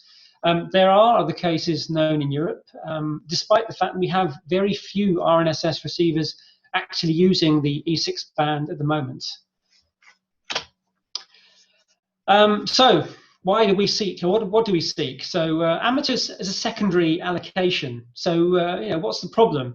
RNSS is primary, amateur is secondary. So if there's interference caused by the amateurs, then they must switch off. Okay, and they do. But typically that job of determining when interference occurs and solving it can take a couple of days, as we've seen in the past. And as I said, amateur emissions can occur anywhere, anytime. So with our ubiquitous RNSS receivers deployed anywhere, we can't really afford to wait several days to resolve those interference cases on a case-by-case basis, and that could really undermine the service rollout. So what we're looking to do is to work with the amateur community to find the more compatible amateur emission types, or maybe their modes of operation. It maybe could include antenna pointing, preferred frequencies, maybe some pulsed emissions, maybe power limits. It's really, at this stage, we're in a very early stage of determining what the most appropriate, most compatible amateur emissions are. What we don't seek, and I really need to emphasize this, we don't seek removal of the secondary amateur allocation. We're very keen to find a solution that's workable for both sides. Workable from our perspective so that we can receive our signals in the E6 band without being interfered with, but also allowing some use of the amateur allocation by the amateur radio community. We know it's an important band for them, but I think even the amateurs realize that things have to change. There are certain types of emissions that really aren't going to be compatible with RNSS operation, such as this wideband amateur TV type application. That's really something that I think is one of the first victims, I hate to say, but I think it's one type of application that's it's not going to be able to continue in this band. So this is my final slide. So work is now starting. Work has started in CPT. There's CPT SE40 now working actively on this topic, and that work will eventually feed into the ITUR, so Working Party 5A and Working Party 4C. So no solutions yet, but work is actively in progress. And hopefully I will have come under my 8 minutes, so I'm ready for more questions. Thank you very much, Dominic, and thank you very much for accepting to be part of this discussion. I know you had a busy schedule, so it was difficult for you. So I'm very grateful of your presence here.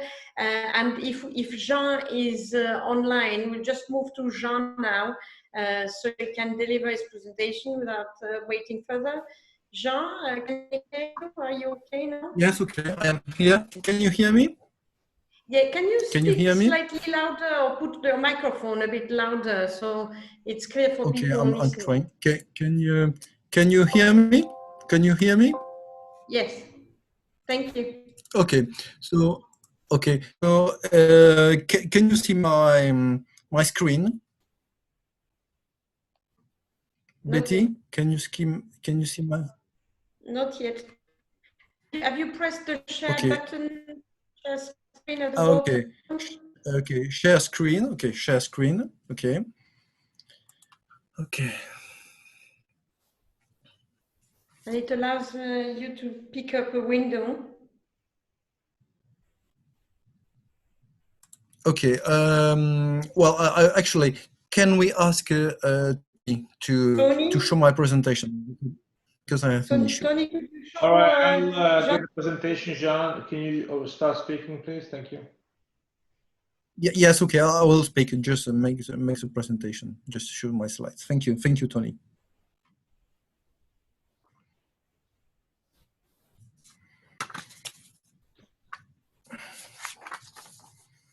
Start speaking if you like. Okay. My slides are ready. Yeah, just a second, but. Okay.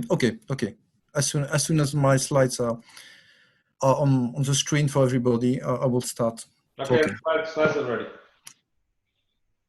Okay, just to make a presentation for big slide. If you have a presentation, okay. Can you make it bigger? Okay, just press slideshow. I have already. It's already on slideshow, Jean-Claude. Okay. So I will make a presentation. Thank you very much, Tony. So I'll make a short presentation.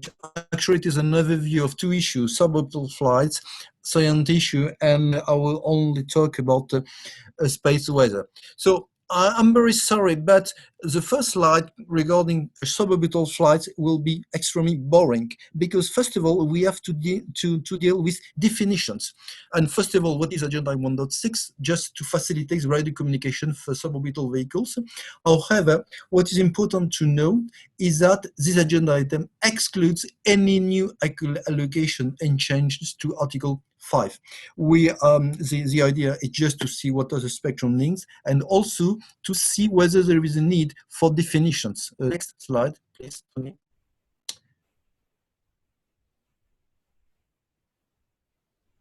Next slide. I am on the next slide. Okay, thank you. We have to facilitate the safe integration of suborbital vehicles into the existing air traffic management system called ATC. And one objective for the space agency is to avoid any negative impact on Earth exploration satellite, SOS, SRS, METSAT operation. And another issue, especially for all space agencies, is not to impact the operation of launch vehicles on sounding rockets. This is very essential. Now we have to have a very short amount of time regarding the definition. On next slide, please. Okay, next slide done. Okay, so well, it takes time. Okay, what is important to note is that there are, at the time being, there is not any definition regarding suborbital vehicles, and just a second.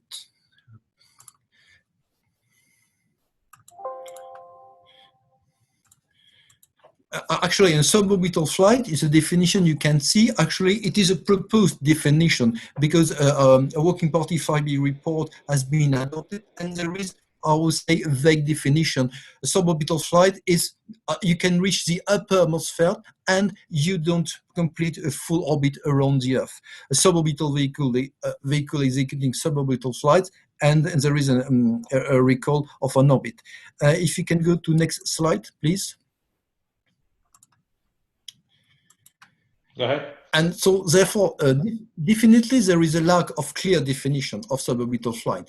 There is a tentative definition of the space plane vehicle that performs as a craft while in the atmosphere or spacecraft within the space. Well, there is already a definition of an aircraft, depending on IQ, and also in the radio regulation there is a space station. Anyway, there is a need to clarify all this, and we hope that this agenda item may clarify that. Can we move to next slide, Tony, please? Done. It's done. Thank you. Well, the issue for suborbital flight is to include to identify frequency range. Well, of course, we can identify multiple allocations. They are considered safety of life, but there could be many others frequency ranges. What is important to note, and currently there is not any legal definition between the atmosphere and space. It is not defined by any international organization. The last issue is that whatever definition that could be proposed can ITU can be do not prevent competent organizations such as IQ, UN, whatever, to review this definition depending on the orientation, depending on the kind of law. This is very important because the definition that will be proposed by ITU will be based on radio communication principles. But of course, ITU or UN or other organization may have other ideas. Can we move to another slide, please? Okay, next slide is already. Okay, so actually, currently, as you know, in Europe we have in French Guiana, in the US, in Russia, and many other countries they have the launch part, but they are these launch systems are already in operation under the radio regulation. And what is important, and IQ is working on that, and there is a potential for collision between suborbital vehicle and aircraft. And so we have to mitigate, we have to talk with space authorities to management air traffic control to ensure separation between aircraft and space orbital vehicle. Next, please. Okay. Yes, well, yes, it's a basic question. Well, what is a suborbital vehicle for?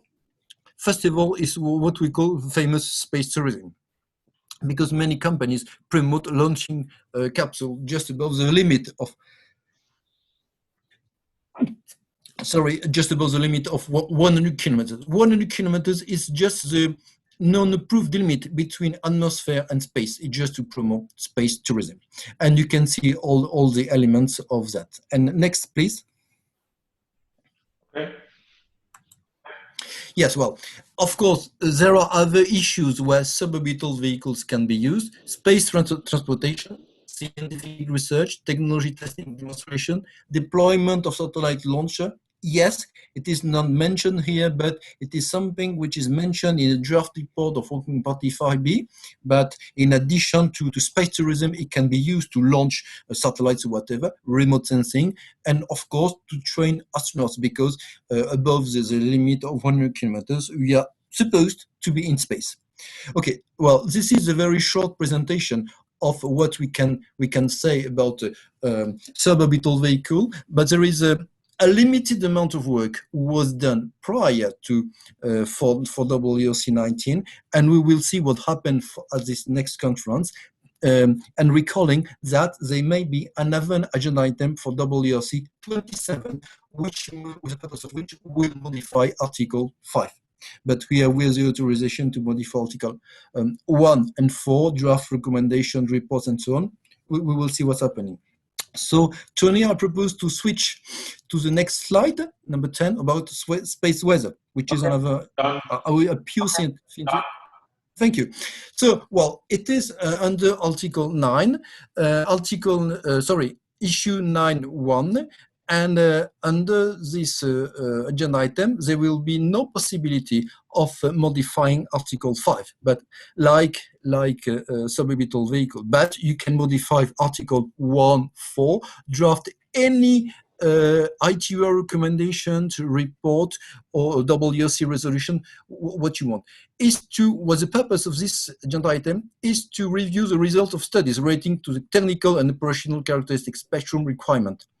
And of course, and there is an important word, without placing additional constraint on incoming services. Because as you will see in my last slide, there are hundreds of radio services that are already in operation. And the purpose is not to disturb these already approved services.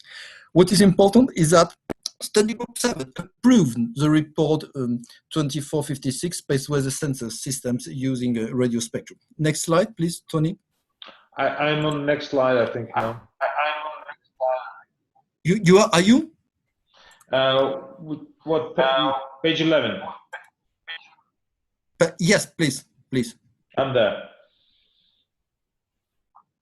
Thank you. Well, this is a usual picture that you can see in many issues in connection with space weather. Well, actually, space weather is what is basically is the influence of the sun to the Earth. Unlike the Mars planet, the Earth is protected by its magnetic field, and despite that, there are solar winds, there are sunspot cycles, there are coronas and events, corona mass ejection, that may disturb the planet. Despite the presence of the big Bonnardel belt and the magnetic field, the Earth can be seriously damaged. Many issues. Next, please. Okay. Yes, well, in this slide, you can see, well, it is in the report, but you can see, this is very important because it provides you an element of knowledge regarding the amount of time. Well, X-ray emission, how much time it takes, a radio burst, a solar proton event, and a magnetoionospheric storm, and it can be catastrophic. The depending on the event, especially on the storm, because it then can take hours and days. Next, please. Okay, I'm next. Well, you can see, well, this is a nice picture showing all the systems that, of course, astronauts, electric grids, solar cells of satellites, it could be catastrophics, telecommunication, of course, airlines, and also all systems on the Earth. And on the next slide, Tony, please, there is a table. There is a table showing all the fields in the Earth, in space: energy, satellites, communication, aviation, marine, road transport, rail transport, that could be affected by the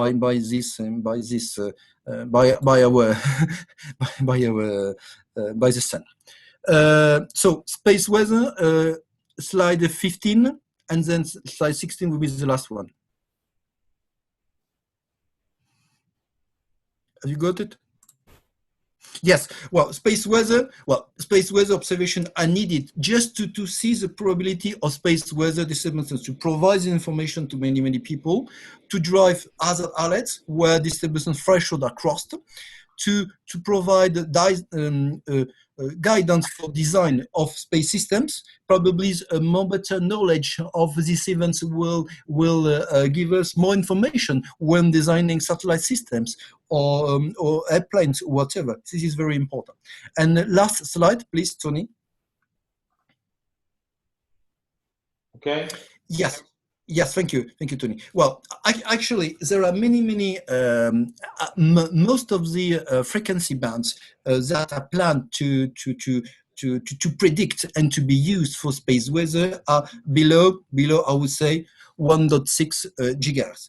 However, RNSS receiver, ionospheric sonders, radars, solar flux monitor are already used and planned for solar observations. So you can see there is a whole range of frequency range. So the purpose of the agenda item is to probably make a priority among all these frequency bands that could be envisaged efficiently for space weather. Take into account that there are already existing RNSS receivers, radio astronomic observatory dealing with solar flux monitoring. Of course, this agenda item will not allow us to modify Article 5. However, we may introduce new definition in Article 1 to develop WRC resolution, and maybe draft additional WRC resolution, if like that. Okay, thank you, Tony and Betty. This is what I have today. Thank you. Okay, thank you so much. Thank you, Jean. Betty had to leave to another meeting. I know there's, we are over time. We're gonna have another 10 minutes if people can stay online. Another 10 minutes to answer questions. Let me just stop sharing the screen. Can I have all the panelists on video, please? I know Betty's not available at this moment. And I'm very sorry for the hiccups we had today. I don't know what's been happening. I think we have too many people, most likely, and some of us are on our countryside on a holiday, and basically the system is not working properly, most likely. So, but thank you so much for attending. There are a few questions underneath. Yvon and all the panelists, I know that you have answered them live, but what I mean by live, you should have answered them actually by speaking and answering them back to people rather than actually writing down the answer, because the rest of the people will not be able to know what the question was and what the answer was. So maybe Yvon and other panelists, if you see a question that you would like to answer now, please select one or two questions and then just read out the question and answer it, if you don't mind. Otherwise, I can go and choose. But before we do that, while you are doing that, look at the questions. I'm going to have Renato Goodfella from BT who would like to ask a few things. Renato, I guess you are online. I'm going to ask you to unmute if you'd like to ask a question. Renato? Yeah, I have a question which was caused, why does one see already now Article 4.4 filings coming in for the WRC 23, what kind of regulatory advantage does it bring to file? Norbert, sorry, Norbert, to stop you. Renato, I asked yes, Renato. I'm ready, Tony. Yeah. Thank you. You so I'd like to give, thank you, 3 very focused questions. The first one from the Intelsat presentation. Thank you. Very good to see the references to like what is enabled as in-flight connectivity, but really wondering if we can say that the innovation is going to reduce the market pricing, because we see few of the air providers really making money out of that space at the moment. And then the second question, specifically looking at the reference to cessation of VSAT link interference, when I always think back to, as the time we were a co-owner of Intelsat, Eutelsat, Inmarsat, in the standards like the Intelsat IESS standards, it says that the hub must have the capability to turn off remote VSATs if they're causing interference. So it's been there for a long time, but we've got to start really implementing that. And specifically for Telesat, good to know with all the LEO work that's being done, the one thing we're not seeing is the product positioning in terms of, will it be a premium and felt to justify premium, or we believe more realistically we'll have to compete on a price basis with GEO and MEO. So will it hopefully be delivered price competitive with GEO and MEO? Thank you. Unfortunately, Renato Mohamed from Intelsat had to leave. He may have already answered some of your questions, basically. But if you have any additional questions for the other panelists, then I will have to move on. I can't answer the question directly unless maybe Fabio or Yvon has any additional thoughts on what Renato just said. Okay, so Norbert, thank you so much, Renato, for your comments and questions. Thank you. Unfortunately, Mohamed from Intelsat had to leave, so I'm going to ask Norbert to answer the first questions on the chart here on the Q&A. There are quite a few. There are quite a few questions. Some of them I'm in the process of answering. All right, Norbert, can you answer maybe the first question on the top? Then we'll go one by one to each question separately. All right? Just answer the first one, please. The question is, why does one see already now Article 4.4 filing coming in for the WRC 23? I don't know. What kind of advantage does it bring right now? I'm not quite sure. In fact, it only brings disadvantages because an investor would find filings made under 4.4 more risky. It's a very good question. I'm asking that question myself. Well, we have experts here like Yvon and Alexander Kuehn who could answer that question. Yeah, Yvon, I would appreciate your view, Yvon. Yes, thank you. I thought that he was for Norbert, but yes, I'll try. Well, what kind of regulatory advantage? I would say, well, no regulatory advantage as such, because Article 4.4 is just for information, and you don't have any priority. You don't have any particular protection.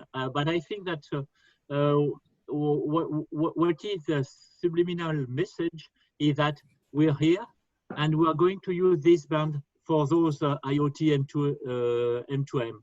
And so certainly at the end of the day, those applications would have to be taken into account. And so maybe to have a better, what I would say, the protection that is regard what is given today in the radio regulation, which is just a 4.4. So I think that it's for information and to say soon we'll be back to push having a certain recognition of those applications. Thanks. Okay, thank you for that. I'm going to move on. Steve, there were some questions related to your, I think that were related to your issues. Did you answer them by any chance? Which questions in particular, Tony? I think you answered something on the US here. Oh, I don't think that was related to mine. Just I was just browsing the Q&A. All right. Okay. Well, let's move on to the other questions which are there still. There's a question to Norbert from Alexander Kolod. You see this on the screen. Norbert, can you Yeah, where the certain, read the question first and then answer it, please? Yeah, because where the certainty comes from that one of the outcomes of agenda item 118 will be a proposal for the WSC agenda item seeking a global frequency allocation for narrowband sat systems. Well, there are two answers to that. One of them is simply the amount of inputs I've already received that people want to go down that route. And the second is, Nicolas Spina pointed it out in one of his questions. There already is for the next conference, not the next, but the next one after the next one, for a global band to be studied. So it is going to happen. And at least that's what my expectation is, simply from the input and from the fact that there is already a band that is to be studied. Thank you. Laura, there's a question which has been answered, but I would like this to be asked now live. It's basically an anonymous attendee. The question was for you on agenda item 117. Why is the KU band uplink not proposed for ISL? Seems strange to have a KU band downlink for ISL, as one cannot use KU band from regular GSOs for implementing a LEO GEO ISL. Thank you, Tony. As I replied privately, well, first of all, I started following the developments on one of the now 117 only towards just prior to WRC 19. But as I recall, and as I mentioned during the presentation, this agenda item stems from the specific need of some satellite operators to have inter-satellite links in the bands that are now actually covered by the agenda item. So the short answer is, I don't know why KU was not, maybe there was not sufficient interest from satellite operators operating in KU band to have inter-satellite links. Thank you for that. Dominic, there were a few questions here on the Q&A box from Emanuele D'Andria, which is used to work at Telespazio, is now retired, I think, or consultant. Would you be able to pick those questions and tell us a little bit about the Galileo and what the experience of Galileo is with regards to interference in your terminals? Yeah, so Andrea was asking about interference into Galileo receivers from amateur radio emissions, I think maybe in Italy. So we have seen interference in Italy, at least we know at the JRC Research Center in Ispra. But we suspect, although many of these interference cases are actually not reported. They may be seen briefly and then disappear. Because we don't have an active service yet, it's very difficult to gauge difficult to gauge the number of cases of interference that are actually occurring, because they're not being reported. But given the fact that the amateur emissions can be very high powered and directional, and our receivers will be everywhere, it's very likely that will be that the interference will occur. And from the cases we've seen already, we understand there is a high likelihood that this could happen, which is why we want to try to find a solution before we launch services and before our receivers are out there in the wild, as it were, en masse. So we're trying to preempt a situation that might occur in the future. I also saw another question, someone asking about whether a space mission could be used to detect high-powered interferers. And yes, the answer is it can be used for high-powered interferers, but it's not always practical to use a space-based sensor, particularly if it's on a low Earth orbit or even a medium Earth orbit satellite that maybe takes time to pass over a location where there's interference occurring. We would like to have a resolution to interference cases as soon as possible.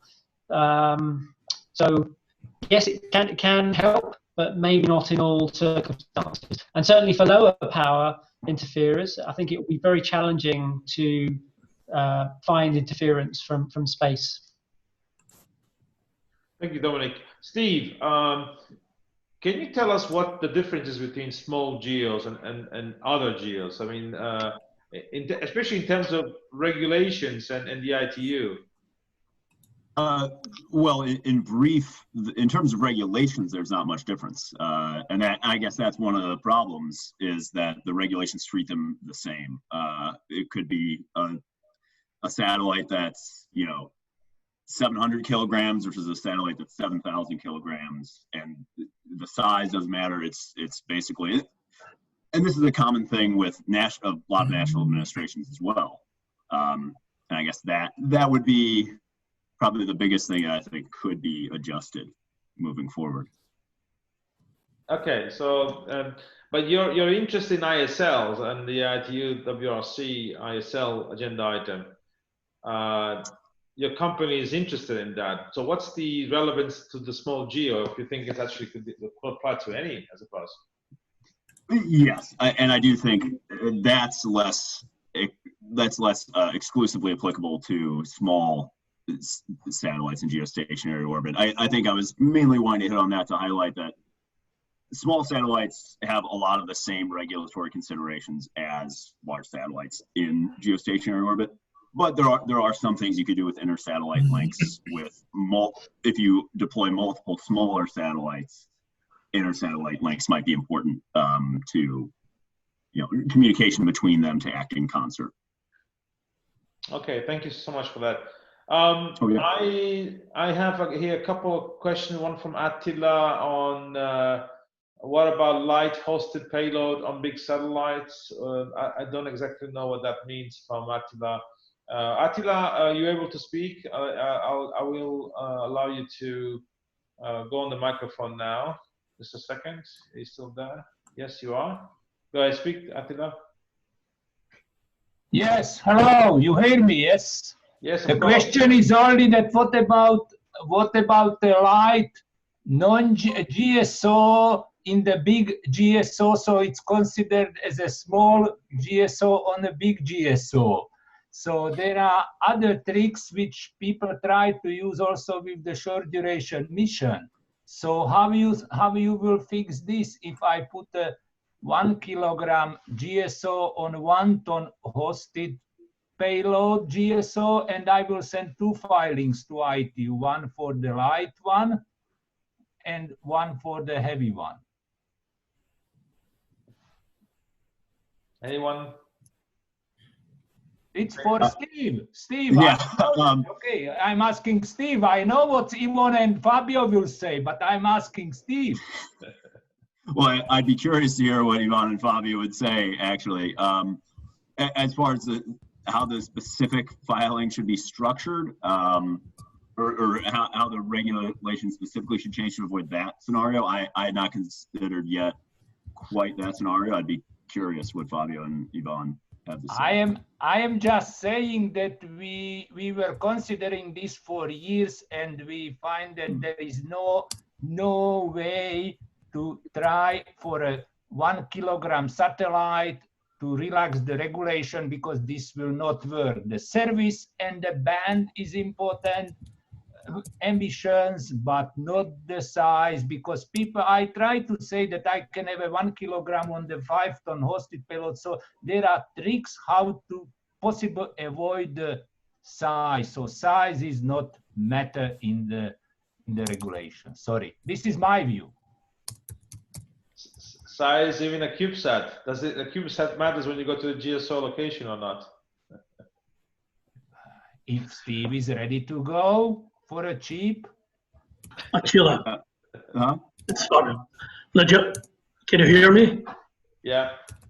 Yeah, all right. Now, just as a curiosity, we at Inmarsat, we have, let's say, situations where we have put the small payloads in the big satellites, and we have gone through the normal procedures. So it's not 1 kilogram, but it's very small comparing to what the rest of the payloads in the main satellite was carrying. So I don't know if your concern is related to due diligence and all the other elements, but I see that is not an issue from my point of view, because we have been doing that. I am no concern. I am just saying that how to make a relaxation for the light GSO. No, I have no concern, but to say that what's to relax? Just to follow the regulation. What's to relax? I think that there are ways that the ITU can consider these matters as it goes forward, as you're going to see more satellites entering geostationary orbit that are of a smaller size. I think there are ways to change either those specific procedures to make it easier for entrants that are putting fewer kilograms into orbit, and therefore decrease the regulatory compliance cost per kilogram that is going into orbit. So cheaper cost recovery and faster processing, or what? I mean, that would be some of it, having a faster processing. Some of the things that similar but different to the short duration mission changes that were considered. I'm not putting forth anything. Okay, sorry, Tony. Yeah, sorry. Let's move on now. If you finish with the question, we need to now close the meeting, and we're over time. If you want to say some last words, Steve, before I move on. No, I think that covered it. Just that today I'm not talking about any specific regulatory change, more in keeping in mind the principle that this is going to be a future consideration as more designs proliferate in geostationary orbit. Thank you so much. Thank you, Attila. Sorry, we need to move on. Roland Brinovate, could you please ask a question? There's a big question you asked earlier to Yvon, which has been answered, of course, by Yvon, but would you like to ask the question? Rolanda, you still there? Okay, while Rolanda is looking for the microphone, I suppose, I'm going to ask a question here. The last one of the questions that we're going to ask today. There is an anonymous person online which is asking about BIU. So do national regulators follow their own regulations when deciding whether to declare non-GSO system as brought into use? Or do the radio regulations tell regulators what information they can ask an operator before declaring the BIU? Yvon, as an RRB member, and also Alexander, you've been quiet until now. Both of you may be able to say, Alexander, you as a regulator, and Yvon, you as an RRB member should be able to tell us a bit more about what the regulator does and should do when declaring BIU for non-GSO systems. I give the floor to Yvon because he's the much more experienced guy in this topic. Of course, we have our regulation when we would like to declare BIU, because it's up to the administration to bring forward the filings, and they have to deal with the administration part as well. And there are rules on that one. But I know that some administrations have particular rulings on top of the ones which are national in their nature. So therefore, it's something ambiguity in that question, but I leave it to Yvon to further clarify that point. But before doing that, there was one question with interferences and financial penalties have ever been applied. Yes, it's always the difficulty to have the source of interference and the victim in one country. But if this happens, well, at least the BNETZA is very keen to get the people, get the costs for the monitoring, and get the penalty as well. And we've done that before. Thank you. While I ask Yvon to say something, please, for anybody else who would like to answer the poll. Again, apologies for today's webinar has been a bit long, but go ahead, Yvon. Well, yes, thank you. Well, I think that Alexander quite interestingly put I would say the boundaries in terms of what has to be applied for the bringing into use. There is a national legislations about it, and those national legislations could be in addition to the international rules. At the international level, I would say for a GSO, non-GSO, to obtain an international recognition, you have to send a file with the ITU. You have different process, API coordinations, notification at the end. And in that regard, regarding the bringing into use, there are specific rules that the administration and the regulator has to follow if they really want, at the end of the day, to obtain this international recognition and a certain level of protection.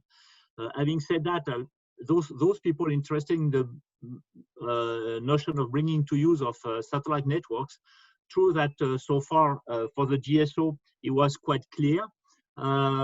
True that also for the non-GSO and particularly the big constellations, it was maybe unclear, or it was maybe too flexible for those constellations. And so WRC-19 look back at this notion of bringing into use for the constellations, and I invite anybody that have an interest to look at the results and the final acts of WRC-19, and for those that want really to look in the detail, particularly some provisions of Article 11, which are 1144, 44B, C, D, E, and also the Res 35 about the milestone approach. It's all informations that are right now mandatory at the international level in order to declare that in a way say to you how to declare the bringing to use of your constellations, and also for GSO, clarify also for GSO.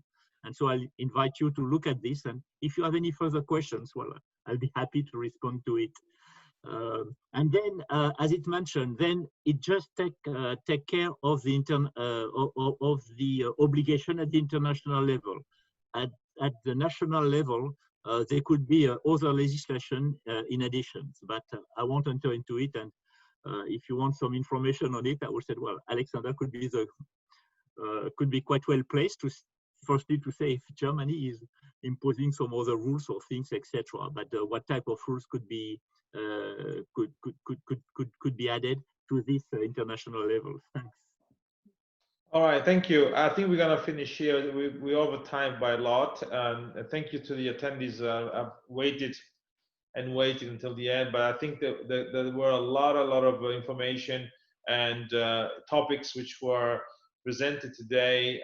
It's a big topical let's say issue at WRC coming up at 2023 as usual. So many agenda items, and 2 hours is never enough to present everything. We try to give you just a little bit of the flavor of what might happen over the next 3 years, and we haven't even started even negotiations and debates and so on. So one last request for the panelists. Just a second, I need to, okay. One last request, could you smile on the screen? I'll take a screenshot and then I'll send you a photo. Unfortunately, Jean-Pierre had to leave, Betty had to leave as well, Mohammed as well, so we're missing 3 people. But if you could just go on the screen. I know Mr. Leite is showing us a nice island behind him. Fabio? You want to show? Ah, okay, the Intelsat video, okay. All right, ready? 1, 2, and it's done. Thank you so much. Thank you all the attendees. Today was the biggest, let's say, participation by any of the 15 webinars that we have run so far. We had 145 attendees at one point in time. So it was quite huge, attendees from all over the world, I have to say. Thank you so much for coming on board. We will not have any webinars for at least a month. I'm gonna take a break. It's been great every single week preparing a webinar. I'm a bit tired now. Oh, Jean-Pierre, you're back.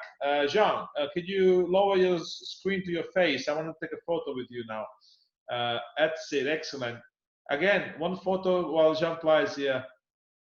Okay, 1, 2, and done. I got the photo done, perfect. So thank you, everyone. Have a nice summer. I will inform everyone when we will have the next webinar in sorry, it didn't take any photo. I have to do it again. Apologies. Apologies. Where's Jean-Pierre? Jean, come back. So as I was saying, we won't have any more webinars until the middle of August, most likely. There you are. Okay, 1, 2, and 3. And I'm very sorry, there are people even in Australia listening to us. It must be like 2 o'clock in the morning for them. And thank you for waiting until the very end. But goodbye for now. Thanks to the participants and panelists. Thank you so much for the last minute. You actually all came back with an answer to present today. Even up to yesterday, I had people coming on board like Dominic. Take care, everyone. All the best. Bye-bye. Thanks, Tony. We appreciate your efforts putting all this together. Good job. Thank you. Very good. Bye. To you. Bye-bye. Ciao. And hope to see you soon. Au revoir. Au revoir à You tous. need to invite me as a vice chairman. I was vice chairman once. Now you need an extra one. Tony, it's no longer my turn. Well, you tell the chairman that you need another vice chairman, okay? All the best. Take care. Okay, all the best. Take care. Bye. Bye-bye. Bye. Thank you, Yvon. Merci. Ok, salut Tony.